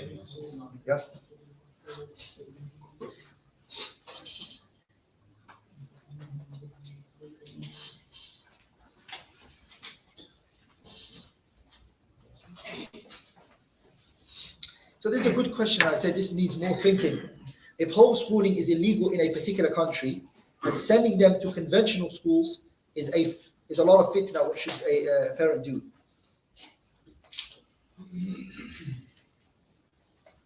Let me think about that question. Answer.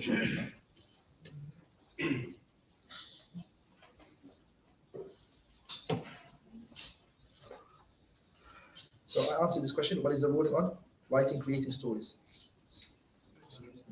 I heard that creating stories is haram because it falls under the category of lying. If you, yeah, I already answered this.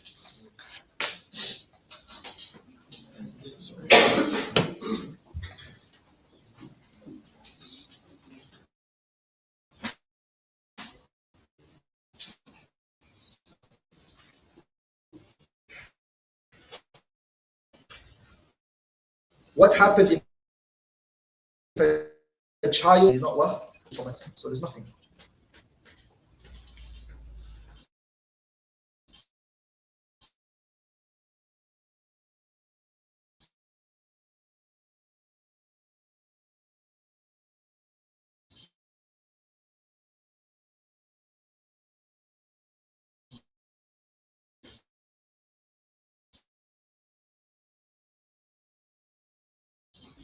Yes, so how we can manage with this. So that I kind of disagree with this idea that the parent has to know a lot in order for the children to learn. We've seen scholars come out from Huffaz, whose parents are not Huffaz. So it's just that, are you dedicated? Are you driven? Are you really willing to go that mile? Because right now, I just told you, you don't really even need the teacher to come. You just need somebody who's studied the Quran, knows how it works, the makharij. You put husari on for your child, and you listen to the child's tajweed. That makes sense? You can start with that. And the child will memorize a lot of the Quran like that. Any other question? Yeah? Aisha Siddiqa did Umrah from Masjid Al-Aqsa. So, Masjid Aisha, sorry. So, is it still like people are doing it? So, is there any hadith about it that Sahabas have done this Umrah after from Masjid Aisha also? So the question is, the brother asked, there's a place called, it's actually called Tan'im. And there's a masjid built there in Tan'im called Masjid Aisha. And the reason why they called it Masjid Aisha is because Aisha, when the Sahabas did Hajj, her menstruation happened. So what happened was she said, Ya Rasulullah, it's not fair. Everyone's going to leave with something and I'm going to leave with nothing. So the Prophet said, okay, Abdulrahman, her brother, Abdulrahman ibn Abi Bakr, he said, go take Aisha to the hill, to the outskirts of Mecca, and bring her back in and come with the intention of what? Umrah. Now, Abdulrahman ibn Abi Bakr didn't do Umrah. It was only Aisha that was permitted to do it. Does that make sense? So Abdulrahman ibn Abi Bakr came back with his sister Aisha and then she did Umrah like that. So some people, what they do is, they come into Mecca, they do Umrah, and then a few days later when the hair grows and they start touching, okay, you know what, I want to benefit from my time, they go to Tan'im again and they do it again. That's wrong. It's incorrect and it's actually wrong to do that. No one practiced that. Are we all together? But if it happened that you did Umrah and then you went to Medina, okay, and then on your way, you said to yourself, you know what, I'm not going to go to Jeddah straight away and go on my flight. I'm going to come into Mecca, do Umrah again, okay, and then I'm going to go on my flight. That's good. That's fine. You left with not the intention of coming back in again. So that's allowed. Like this is called Mas'alatu Takrar al-Umrah. To repeat, no, that's not right. There's a bus that says to people, Masjid Aisha, and people jumping into it. Yes. Yeah? Yeah, leave that. Let's take some of the sisters' questions, inshallah. Was Hazrat Aisha,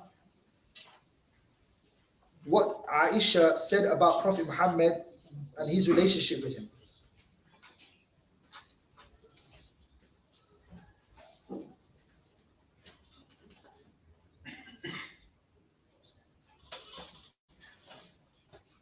I don't understand this question. Somebody can look at it. It'd be nice. If a kid is hyperactive, how to make him from the Hufaz? That's fine. I have 9 kids, and some of them are very hyperactive, and they've got a lot of energy. That's fine. You just give him a break time. So, for example, from 4:30 to 9:30, 10:30, 12:30, the child studies and memorizes. By the way, just want to tell you guys something. Children learn the routine you give them. You give them any routine, I promise you, they will learn that routine. But if you started their life with gadgets, use this, use that, and then after that you want to take it back from them, it's going to be very hard. They're going to be a bit resistant. But if you started off like this, he's going to be used to that. Trust me. 10 hours he will sit somewhere, no problem. But if your child's hyperactive, it's fine. You just have to give him activities that are, so for example, my son, they go horse riding, okay? Some of them go swimming classes. So all these activities are good for children. The child has to be nurtured, body, mind, and soul. Remember, always remember that. Body, mind, and soul. So they're good horse riders. They go on a horse, they had classes, they get told how to, and trots, even count, to canter, the other one? Galloping. To gallop. You guys know this stuff? I never had that stuff in my life. So yeah, they learn horse riding. You can take them different places and different things. Activities is good. Football, let them play some sports to let out their energy. That's fine. But remember, it's all discipline. In his house, on the wall, there's a schedule. I wrote it down. I sat down, went on the computer, and I wrote down. When they wake up 4:30, they do this, they do that. Break time is this time. You guys have your breakfast this time. You wake up this time. Allah Musta'an. In the building that they live in, on the top floor, there's swimming. There's a swimming pool. So they go upstairs and they go to the swimming pool. They swim. And that's it. They come downstairs again, they got the Quran classes to go to. It's just a schedule, and everybody needs to follow that what?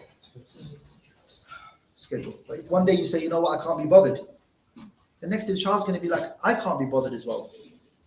How to teach children this level of deen studies when your family is always into socializing stuff. You cannot go out of it. You can't get out of it. So that's an issue. If you've got cousins and your siblings, and so what we did was we lived in the UAE and we went to a place called Ras Al Khaimah.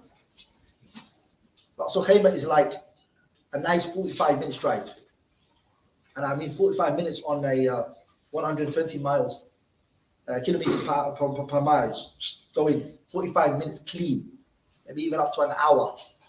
So when somebody lands, because my issue was, it's Dubai, family who want to go to Somalia, those who want to go to another country, those who want to go Umrah, they always have to stop through UAE. So they message you and say, I'm coming. So when they come, they mess up the routine. So you just say to them, and majority of them when they come, where do they want to go to? They want to go to Dubai and buy some stuff from Dubai. Sah? And I tell them, oh no, subhanallah, I live in Ras Al Khaimah. It's an hour drive. It's off the road. So everybody be like, oh, okay, no problem. We're just going to stay in Dubai. Sah? And that's the time they finish the Quran. Once they finish the Quran, we came to Sharjah. Now, who's alive, who's dead, who wants to meet us? Sah, brothers.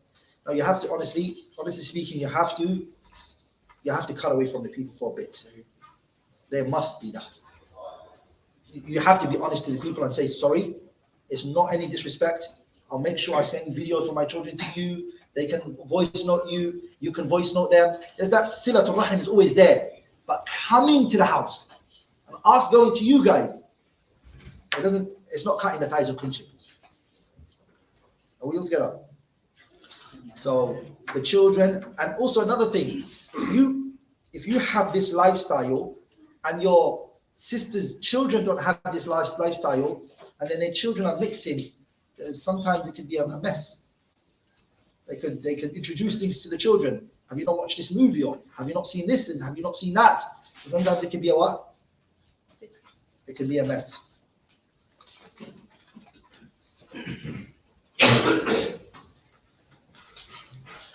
Why did Abu Jahl and Abu Lahab harm the Prophet? Why were they not leaving him alone? That's a very good question. They should have left him alone, right? And not harm him. But as the great scholar said, the hellfire was created for a reason. The hellfire was made for a reason, right? There has to be a group of people inside it. Allah protect us from it. How many children did Abu Bakr have? We mentioned it, right? Abu Bakr. 13 or 14 kids. 13 or 14 kids. Abu Bakr radiallahu anhu had, I think.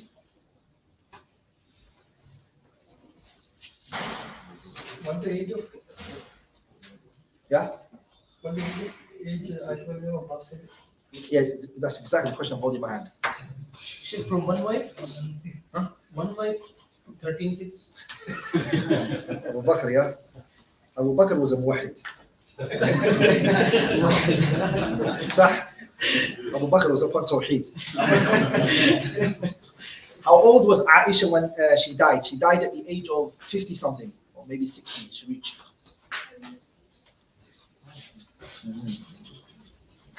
Let me verify that.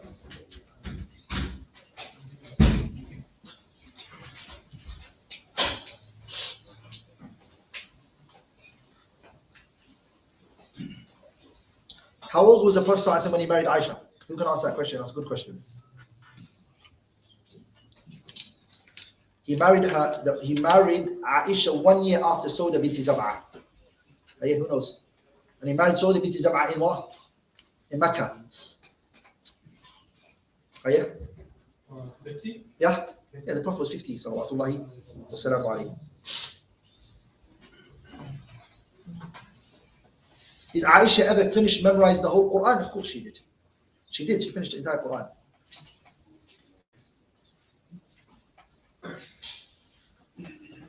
What will happen if you wear a jacket on an abaya? I don't get that question. Is it allowed for cold? Cold. Cool. If she wears it on top of what? Becomes fit. Becomes fit. Will the shape be seen? Will it? Yeah? So the shape of the woman. Anyway, if the shape is seen, it's not allowed. You guys are the ones to determine that. But if a woman wears a jacket, whatever she wears, and then the shape of her body and everything is being seen, it's not allowed. It has to cover her entire. She can't wear something tight on her. So maybe wear it under the abaya.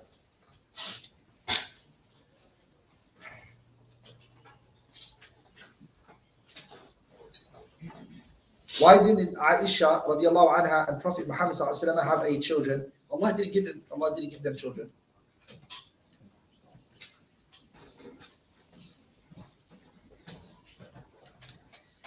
What were the names of all of the Prophet sallallahu alaihi wasallam's wives? How many wives did he have? How many wives did the Prophet have in total? 9. No, 13. 13 in total. But one time he was married to her. Who can tell me all of his wives?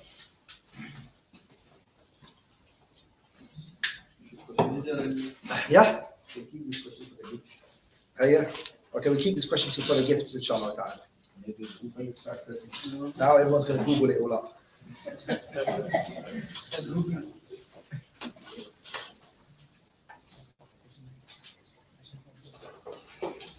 Somebody asked a good question. They said, well, who was the man Abu Bakr was angry at? Mistah ibn Hassan. In which surah is Aisha's name mentioned? In Surah Al-Nur, on the second page.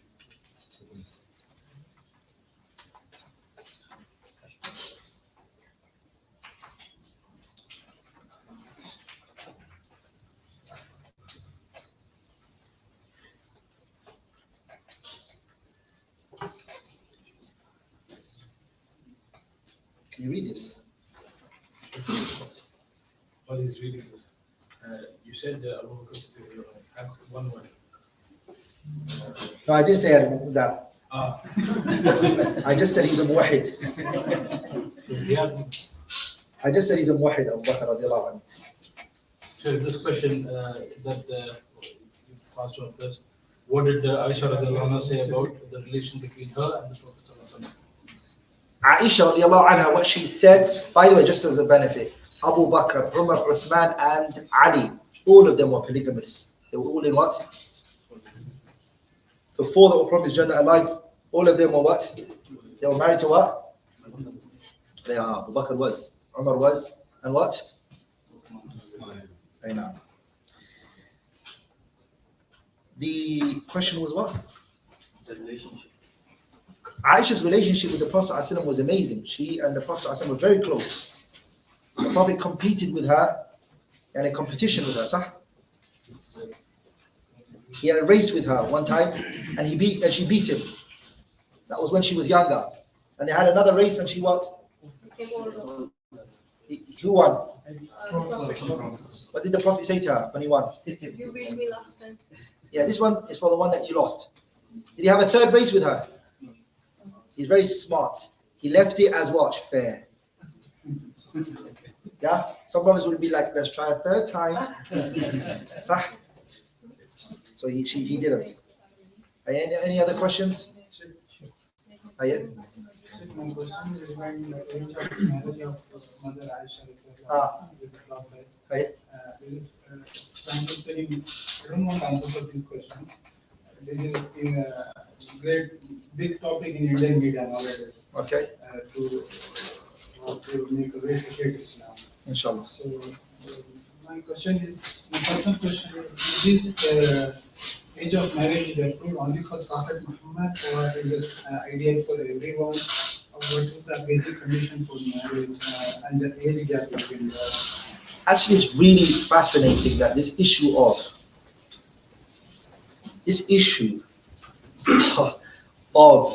the Prophet marrying Aisha to be made into something which at the time of the Prophet, his enemies were looking for any way to discredit him. Sah? Did they ever make an issue of this? No. So it was something that was practiced then, right? Yes. Not even that. My great-grandmother, she was married at the age of 9. Ma'ruf. The culture was like that. The girls were married very young. They were very mature, very smart. They were up to date. They were ready to get married. Let me tell you something. In the UK, the countries that talk about the Prophet married a wife, girls at the age of 9 and 8, they have boyfriends and girlfriends and they're doing nonsense stuff in school. How dare they have the audacity to talk about the Prophet ﷺ? They're not on any moral ground to look at the Prophet and say, why did he marry that age and why not? Are we all together? In the UK, a few years back, it was legal to marry at the age of 10. So it's not going to work for them. And guess what? I'll tell you something. Just give it time. They're going to make it legal, pedophilia. That's what they call it, right? Just give it time. No issue's going to go. The road they're taking, freedom of choice. If you want. There's a big movement now in America that's happening that they're pushing for incest. So with this, we don't have to keep focusing on these issues. They're going to come with worse things. Are we all together? Look, if you answer this question for them, it's another issue. And if you answer that one, it's another one. If you answer that, it's another one. And if you answer that, it's another one. So really, the truth is, they're never willing to. They're not satisfied. They're just never going to be satisfied. And look, the people who are saying this, what do they worship themselves? Their gods married their own daughters. So the point of the matter is, we have to just understand they're not on any moral ground to talk about the Prophet alayhi salatu wasallam. Are we all together? When you look at the narrations of our mother Aisha, did she look like a child that was being put through a hard time in her life? No. Like she's very happy the way she talks about her marriage with the Prophet, right? He used to love me. Why did he? She's a father. Would a father do something to his daughter? A man of that status, Abu Bakr radiallahu anhu? This is nonsense, to be honest. And Muslims, by the way, these sort of questions and these sort of issues, don't even try to listen to it. It's not good for your heart. I ignore it. Ignore it. Don't entertain these things. Don't let your ears become normal to hearing these things. Like it's nonsense. Just switch off.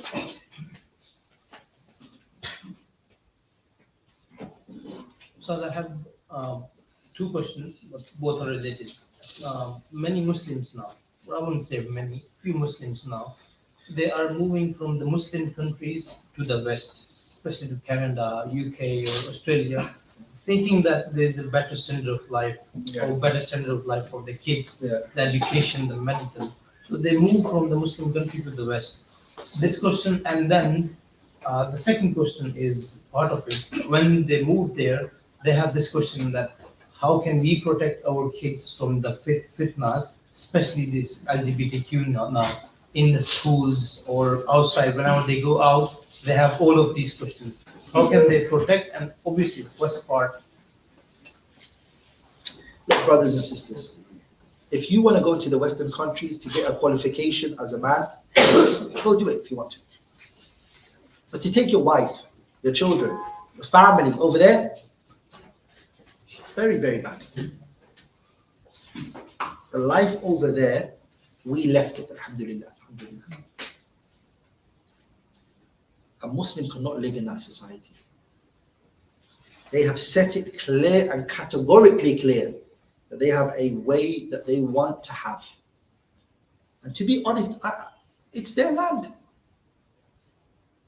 If somebody tells you get out of my house. This is the way I want to live. What do you say to them? No, I'm going to stay with you. What do you say to them? Pack your bags and you say, thank you very much. I think the Muslims need to wake up. These people, this is their country, and they made these laws. They passed these laws. As a Muslim, you have to understand that your time has now come to an end. Just pack your bags and just find a Muslim place in the world where you can live. Look, Allah told us in the Quran. Allah told us, إِنَّ الَّذِينَ تَوَفَّاهُمُ الْمَلَائِكَةُ ظَالِمِي أَنفُسِهِمْ قَالُوا فِيمَا كُنْتُمْ قَالُوا كُنَّا مُسْتَضْعَفِينَ فِي الْأَرْضِ قالوا ألم تكن أرض الله واسعة فتهاجروا فيها فأولئك مأواهم جهنم وساءت مصيرا. There's going to be a people who are going to come the day of judgment and they're going to say, we couldn't practice our religion. We were prevented from practicing our religion. The angel's going to say to them what? It will be said to them what? ألم تكن أرض الله واسعة فتهاجروا فيها. That you could travel and you could leave. Are we all together, brothers? فأولئك مأواهم جهنم وساءت مصيرا. There was a man at the time of the Prophet ﷺ. There was a man at the time of the Messenger ﷺ, and he came. He was in Mecca. He was in Mecca. This man was where? He was living in Mecca. And so what he said to himself is, I can't live in this land. I cannot live in this land where Nabi Muhammad is insulted, where the religion of Islam is spoken against. I can't stay in this land. He was from the people Allah excused. إلا المستضعفين من الرجال والنساء والولدان الذين لا يستطيعون حيلة ولا يهتدون سبيلا. He's from those people who are excused. So he doesn't have to do hijrah. He was an old man. But he couldn't sit in that land where the Prophet and the deen is being... No, he said, I can't do this. So he packed his bag and he said, I'm going to go to Medina. By the way, it's not a plane that you take quickly and you just go there. It's months, a long time in the middle of the desert. You don't know how, if your provision is going to allow you to. So guess what? When he was in the middle of the road and he didn't reach Medina and he halfway away out of Mecca, he realized he was about to die. The narration said, فَضَرَبَ كَفًّا بِكَفٍ. He hit his hand like this and he said, اللهم هذه بيعة لك. Oh Allah, this is a pledge of allegiance to you. And then he did it again and he said, oh Allah, this is a pledge of allegiance to the Prophet sallallahu alaihi wasallam. And then the ayah came down, وَمَنْ يَخْرُجْ مِنْ بَيْتِهِ مُهَاجِرًا إِلَى اللَّهِ وَرَسُولِهِ ثُمَّ يُدْرِكُ الْمَوْتُ فَقَدْ وَقَعَ أَجْرُهُ عَلَى اللَّهِ. His reward is with who? So the Muslims should familiarize themselves with this. That there is an option called hijrah, get out of the land. You don't have to stay there. And a lot of these people in those lands, they have lands they can go back to. Some of them are from Pakistan, some of them are from Somalia. Like my people, why are you staying here for? Go back to your country. You go back to your country. The Muslims are losing their identity and they're still sticking to staying in these countries. Does that make sense? Yes. Hijrah doesn't mean you do hijrah to one land. Hijrah means you do it to a Muslim land, whichever it is. If one Muslim land doesn't allow you, go to another one. If that doesn't allow you, go to the next one. If that doesn't allow you, go to the next one. Find a Muslim land and stay there. Makes no sense. Throwing your children into this destruction, allowing them to hear all this nonsense in school and trying to say, we're trying to say change. I don't know why, I don't understand. I went back to the UK, I give khutbah, I look at the people's faces and I feel sad, wallah. It's damage control.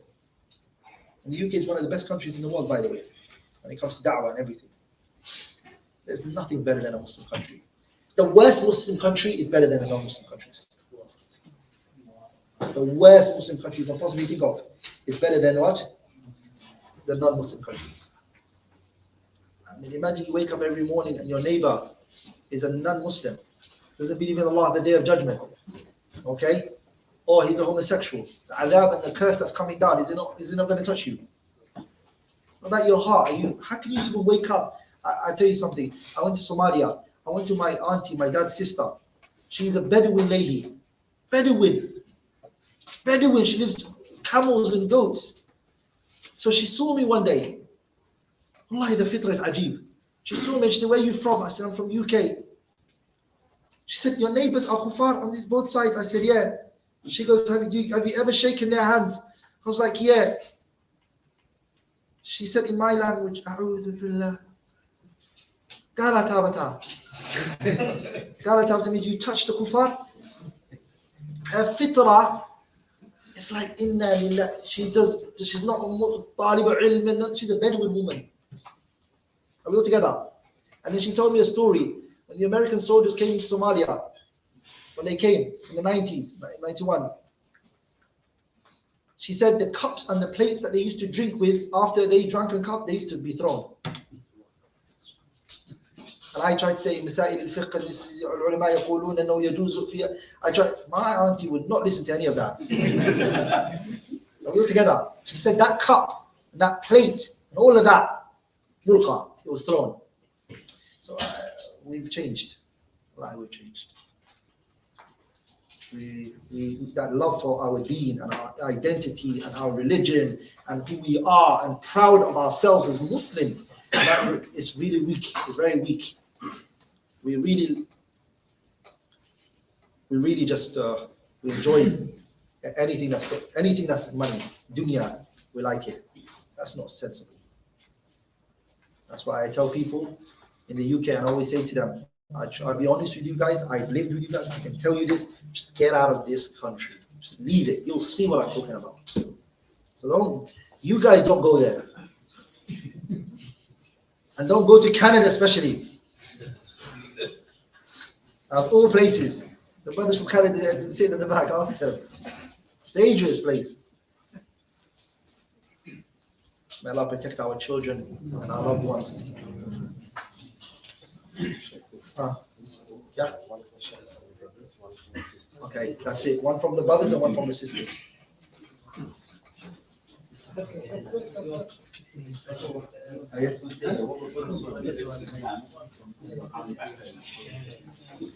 So there's one question for brothers who are reverts. Those are the only people I suspect my opinion for. They are reverts, meaning it's their English people. They've embraced Islam. An Englishman who's embraced Islam. He doesn't have another country. Maybe those people we can have a discussion with them. Yeah, this is their country. England's their country. This is their land. This is their mother and their father, and everybody lives here. The ayat of Hijrah is actually talking to what? He's talking to the people like that, generally speaking. But it's a bit tricky, so those issues might need a bigger fatwa. But if you're Somali and you're in Canada and England, brother, or you're from Bangladesh, you're from Pakistan, Muslim countries, let's just go back to where we came from originally and build our countries and focus on raising our children. 100% that's what I believe. When you're an imam of a masjid in the UK, you hear the problems of the community. If I told you the stories that you hear and the qisas, the stories that you hear, every time you remember, it's because of the environment. And you have to think deeply. Why would a non-Muslim country open its borders for people of different ethnicities and allow them to live in their country and give them citizenship? Okay? They know over time you're going to be one of them. Are we together? Sheikh Mahmoud Shakir has a kitab called Risalat fi Tariq ila Thaqafatina. Mahmoud Shakir. When he was talking about the attack on the Arabic language and the Arabic legacy, he mentioned how the French who colonized Egypt, they were taking some of the educated scholars of Azhar, and they would take them to France, and they then show them buildings and constructions and infrastructure and the university and everything, and brainwash the person. And guess what? They would send it back to Egypt. And Taha Hussein is one of those people who came and then said that the Arabic poetry that the Arabs have, all of it is made up. And we have speakers who studied Medina University, and then they went to a prestigious university in America or in that country, and the same thing happened to them. Are we all together? And all of this comes from where? Where does all this come from? It's a systematic thing. These countries, you have to understand, brothers, they colonize continents. They won't be able to, they're not weak enough not to be able to overcome the Muslims in their land. One last question from the sisters. That's from the brothers. Okay, okay, what's the question? planning to put my kid in homeschool. She is now 10 years, alhamdulillah, and stopped schooling for Quran memorization, inshallah, with English and math. Can I do that for 2 years? Will it be hard at this age? She has memorized Juz 30, alhamdulillah. It will be hard, but it's doable, of course. If the child's at the age of 10, you can still start. It's just going to be a bit of work, but definitely, it's not a reason to stop. Get on with it, push it, inshallah ta'ala, definitely you will get far, inshallah ta'ala. May Allah preserve you all and grant you all Jannatul Firdaus. I first want to thank the organization, inshallah ta'ala, HIPC, okay? Hidayah Islamic Presentation Center. Did I get it right? Yes. Allahumma barik. May Allah reward them abundantly for allowing me to come here and to share whatever benefits I could, inshallah. I also want to make so much dua for Sheikh Ahmed Hafidahullah wa ra'ah wa ja'ala al-jannata mathwana wa mathwana. May Allah bless him. And our brothers, once I leave, Sheikh Ahmed's here. He's doing lessons, he's benefiting, he's the English speaker of the country. So you guys, every program that he has, look up for it. If you can't speak the Arabic language and that you're struggling, his lessons, I've been going to some of his sessions. Allah bless him, he's allowed me to take his sessions from him. He's got a Fajr reminder sessions that he does. You're gonna contact him for that. He does Khutbatul Jum'ah in English, some of the masajid. Inshallah, he will give you the information for that. He's got classes here that he does. You guys have to sign up and go to those ones, inshallah ta'ala. Benefit from the people of your land. Have to benefit from the people of what? Your land. It's important, it's vital. Scholars of Hadith and scholars of Islam, what they used to do is they first used to take the knowledge of the people of their land, and then only then would they think about traveling to seek more knowledge. But if you're not taking from the people of your land, then you're not going to benefit. So may Allah bless Sheikh Ahmed for allowing me not to just benefit you all, but he took me out to meet some senior scholars in the country, up and down the country. May Allah bless him. And Sheikh Hassan, Hafidahullah, if it wasn't for him, I wouldn't be here today. He's the one who put it together and spoke to me and organized everything. May Allah bless him and grant him Jannatul Firdaus. And also may Allah Tabarak wa Ta'ala reward abundantly this government and this country and the ruler of this country who allows this da'wah and this khair to go. May Allah Tabarak wa Ta'ala put barakah and khair in their lives and allow, inshallah ta'ala, for more good to come from this for us, inshallah ta'ala. Barakallahu feekum, inshallah ta'ala. It's the quiz time, inshallah ta'ala. Yeah? So 3 questions. So it's going to be 3 questions, just like last time's rules. 3 questions, here. And for the 3 questions, 3 for the girls and 3 for the boys. This time it's equally difficult. Now it's going to be equally difficult. You guys are going to ask the questions. No. Oh, Can the whole time from the beginning to end, or just today? It's up to you. Oh, if we make it hard, it's going to be done. Okay. Okay, first of all, who are the people who are here every single day and did not miss a day? Put your hand up. Who was here every day and did not miss a day? So I think there should be some reward for those people. I think they should be given the rights to answer the first question. What do you think, Shanta? So the people who came, put your hand up again. I want to see if I know your faces. I know you were here. Yes, you were here. Yeah, you was always smiling there and there. And you was here. Yeah, put your hands up. The people who were here, every class, not one day you missed. You can't miss a day. Allahumma barik. Yeah? Including the volunteers. The volunteers, of course. No. The volunteers are not allowed to be in there. They have to come. They always have to come anyways. So put your hand up, those people who are here. That attendance has to go to something. It's amazing. So those people, you guys get the right to be asked the first 2 questions. And then we'll give the last one to them. Okay. The first question is, inshallah ta'ala. Same applies for the ladies. The same, yeah, for the sisters as well. The sisters who came to every single class, okay, every single class, every session, okay, they have the rights to get the first 2 questions, inshallah ta'ala, and then after that we're going to go to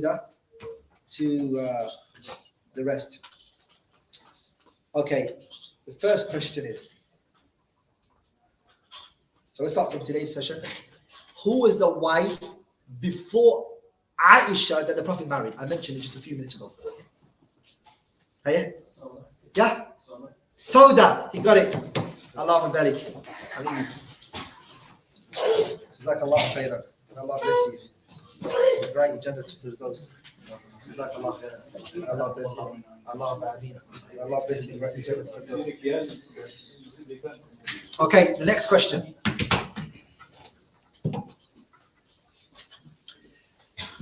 The second question is Aisha. What was her mother's name? Hey? Ruman. Allah Akbar. That's what I'm saying. People who come to every class can answer the questions. Last time I got it last time. So Yeah, you got it right. You got it right. Allah bless you. Take 2. Third question. So we asked 2 questions, yeah? Okay, now we open it for the floor.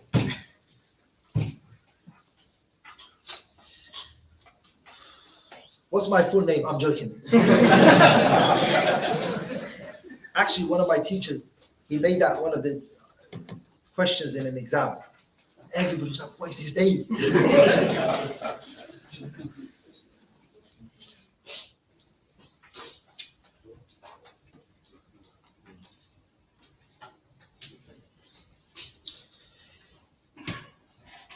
The Prophet married 2 Zainabs.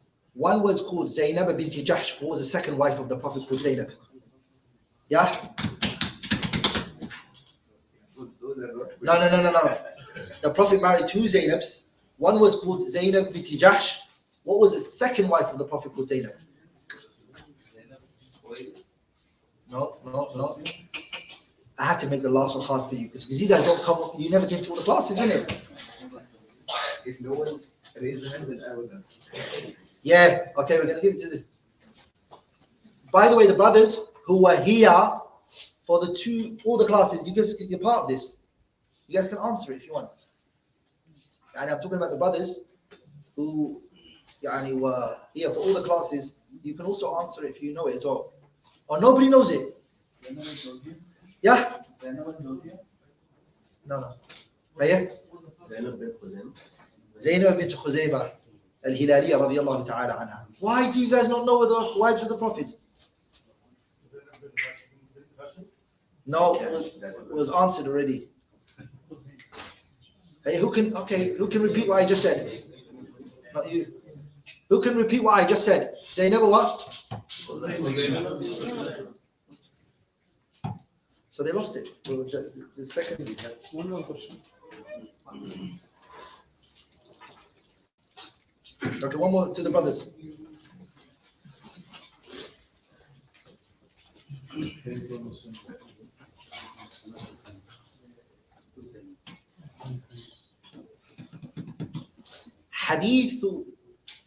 حادثة الإفك.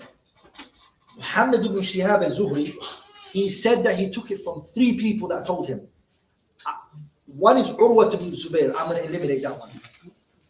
Who were the other? Just give me one more. Just one more person who Muhammad ibn Shihab al-Zuhri heard this hadith from. One I said is Urwa ibn Zubair. He said I heard it from Urwa ibn Zubair. Who was the second? Huh? There's somebody between him and Aisha. Muhammad ibn Shihab al-Zuhri heard from Urwa ibn Zubair and heard from 2 other people. Huh? Hayya? No. Hayya? No.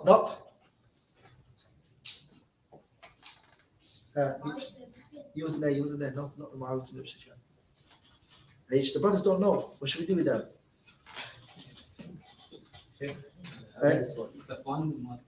No, Safwan ibn Mu'attal is the Sahabi who Aisha radiallahu anha was falsely accused with.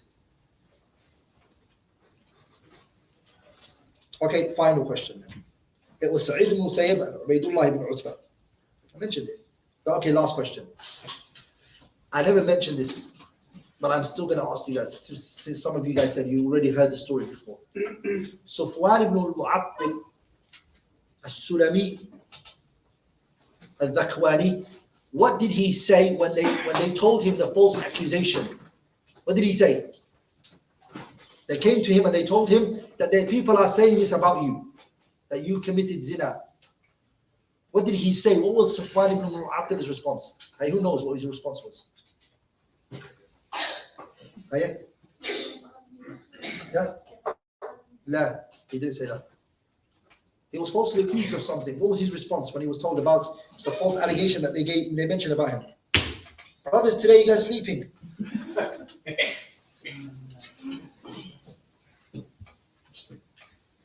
So 3 times they get it wrong. Yeah, few people.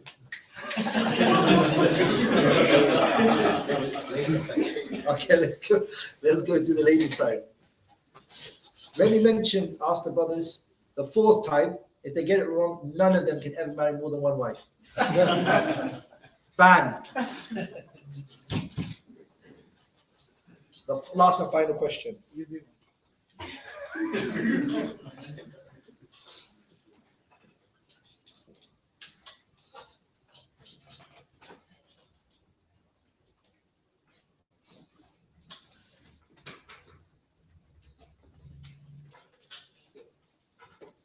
We're going to go back to, not this story today, we're going to go back to some of the days what we took, okay? Ibn Taymiyyah.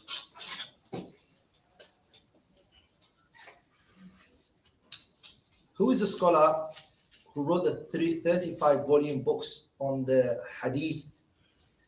Okay, that's a bit too hard. Okay, give me 2 of Ibn Taymiyyah's students. 2 students of Ibn Taymiyyah. No, you can't shout it out. Hey, Fadl. Yes. Ibn Kathir? Ibn Qayyim. No, Ibn Bari. تفضل. Yeah.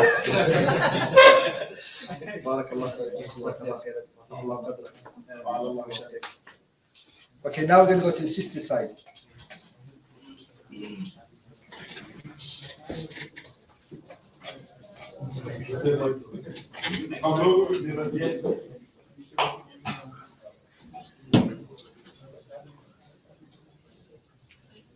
The first question to the sisters. When the Prophet ﷺ was asked, who do you love the most? Who did he first say? That's the first question to the sisters. When the Prophet ﷺ was asked, who do you love the most? Who did he say? The people who can answer this question, as I said, is the people who came to all of the classes. The first question, 2 questions from the sister side is restricted to, okay, mashallah, Aisha radiallahu ta'ala anha, correct.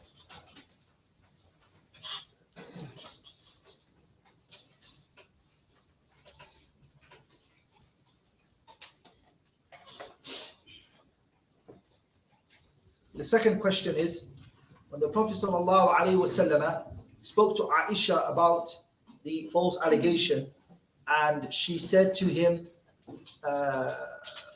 she spoke to her dad first, and she said, respond to the Prophet ﷺ. What did her father say?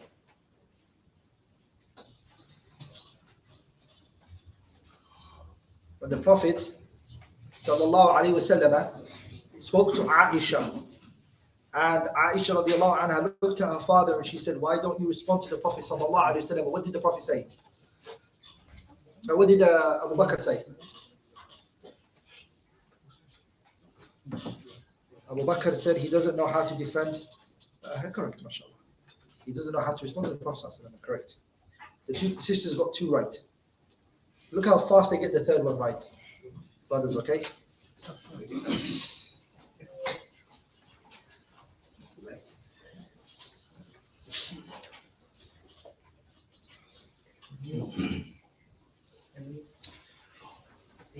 Abdullah ibn Ubay ibn Salul. He was from what tribe? From the 2 tribes of Ansar.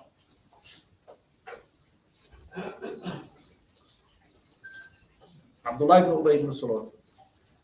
What tribe was he from? Look at the speed of that. Allahumma barik. Khazraj. Correct. The sisters, they won with flying colors. Allahumma barik. So there you are, brothers and sisters. The session with us all together has now come to an end. What goes up must come down. Huh? No, I'm just joking. This didn't go up. It was always floating mid-air. Inshallah ta'ala. I honestly mean this, and I sincerely honestly mean it. I don't like traveling. When people send me messages and say, can you come to this place and do it? I always say I can't.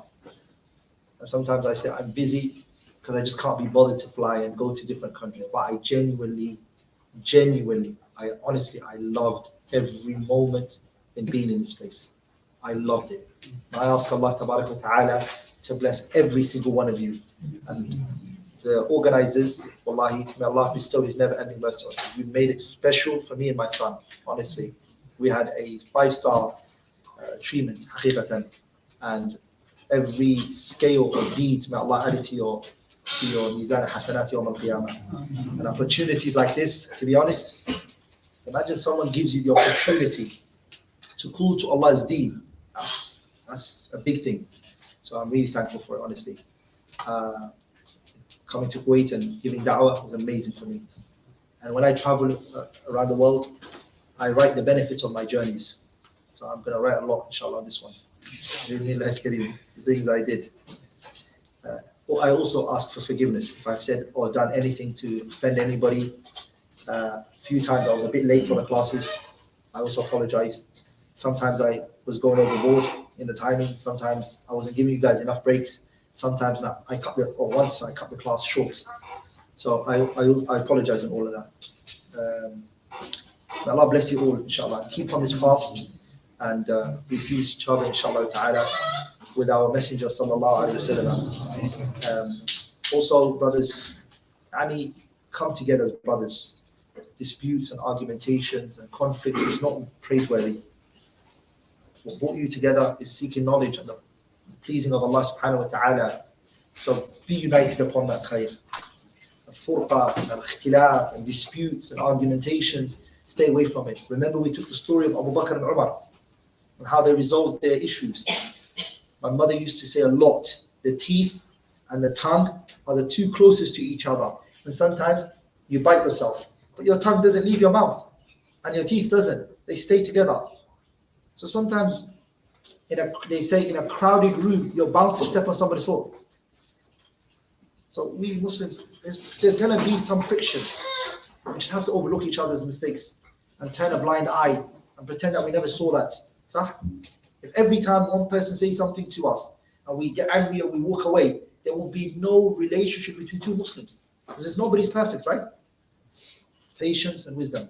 Also, your families, your wives, take care of them. The Prophet ﷺ in Hajjatul Wada, 120 something thousand people are in front of him. And one of the things he brought up was your wives. A practicing person who is upon the deen, who is acting, should not be bad to his family members. The worst thing is that when you come home, your family are like, oh man, he's coming again, Ya Rabbi. And everybody is upset for you to come into the house. You should be missed when you come into the house. All together. Your children should miss you. Your wife should miss you. Your family should miss you. And the good that you are outside should also be like that in what? It should be like that in your household. Also your children. The children is the greatest investment.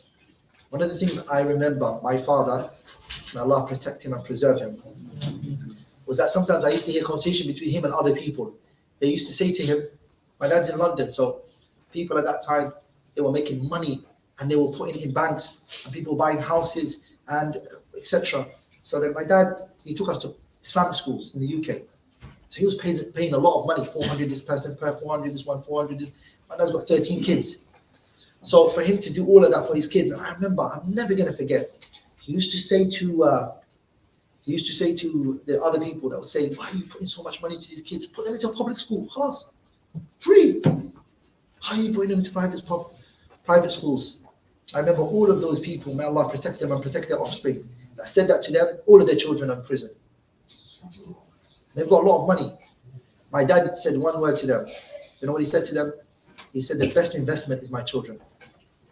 So, do you understand, brothers? So I'm just saying, may Allah make us better and greater than anyone can possibly think of. But I'm saying your children. That stuck with me. That stuck with me. Another thing I'll tell you, brothers, children will always remember the way you speak to them. When I was young, I was hyperactive. I was all running around and, any kid. And I'm a twin. I've got a twin sister.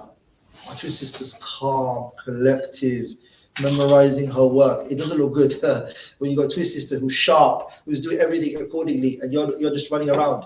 And your older brother's also serious, and your younger one's also a bit serious as well. You're in the middle and on the side, and it just doesn't look good. I was energetic. I was flying places, break this glass, break this. But you know what touched me? My uncle who graduated from Medina University, he's a PhD from Jamia Islamiyah.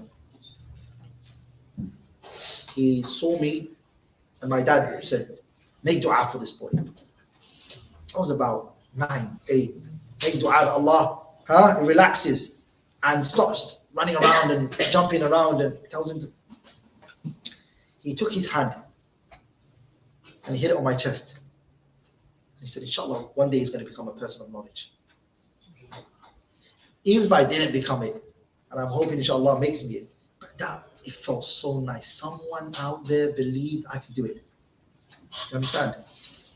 So words of affirmation help the wife and it helps the children. You look at your child in the eye and you say, I can see a lot in you. Rather than put the person down and, what are you? What do you have? And, look at you, rubbish. Look at everybody else. They're all better than you. That doesn't work. That method does not work. Comparing people with people. Even comparing a child with another child. Even telling off the older child in front of the other children because they lose respect for him and they never listen to him. Take the older child to a room, sit with him and say, what's going on? What's wrong? Have that private conversation with him. Don't take his honor away from him in front of his what? His siblings. Inshallah ta'ala, your children are the next generation. I love you all for the sake of Allah subhanahu wa ta'ala. Allahumma aghfir lana dhunubana wa israfana fi amrina wa thabbit aqdamana wa ansurna 'ala al-qawmi al-kafirin. Subhanak Allahumma wa bihamdika ashhadu an la ilaha illa Allah astaghfiruka.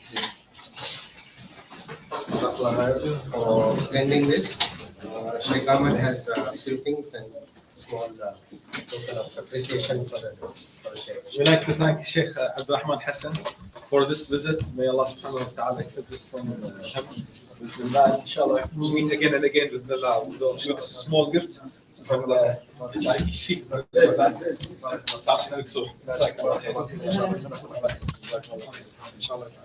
Whoever sees the permissibility of picture, if you see it, if you don't, I would really love to just have one picture of everybody. So is it possible we can have a picture somewhere?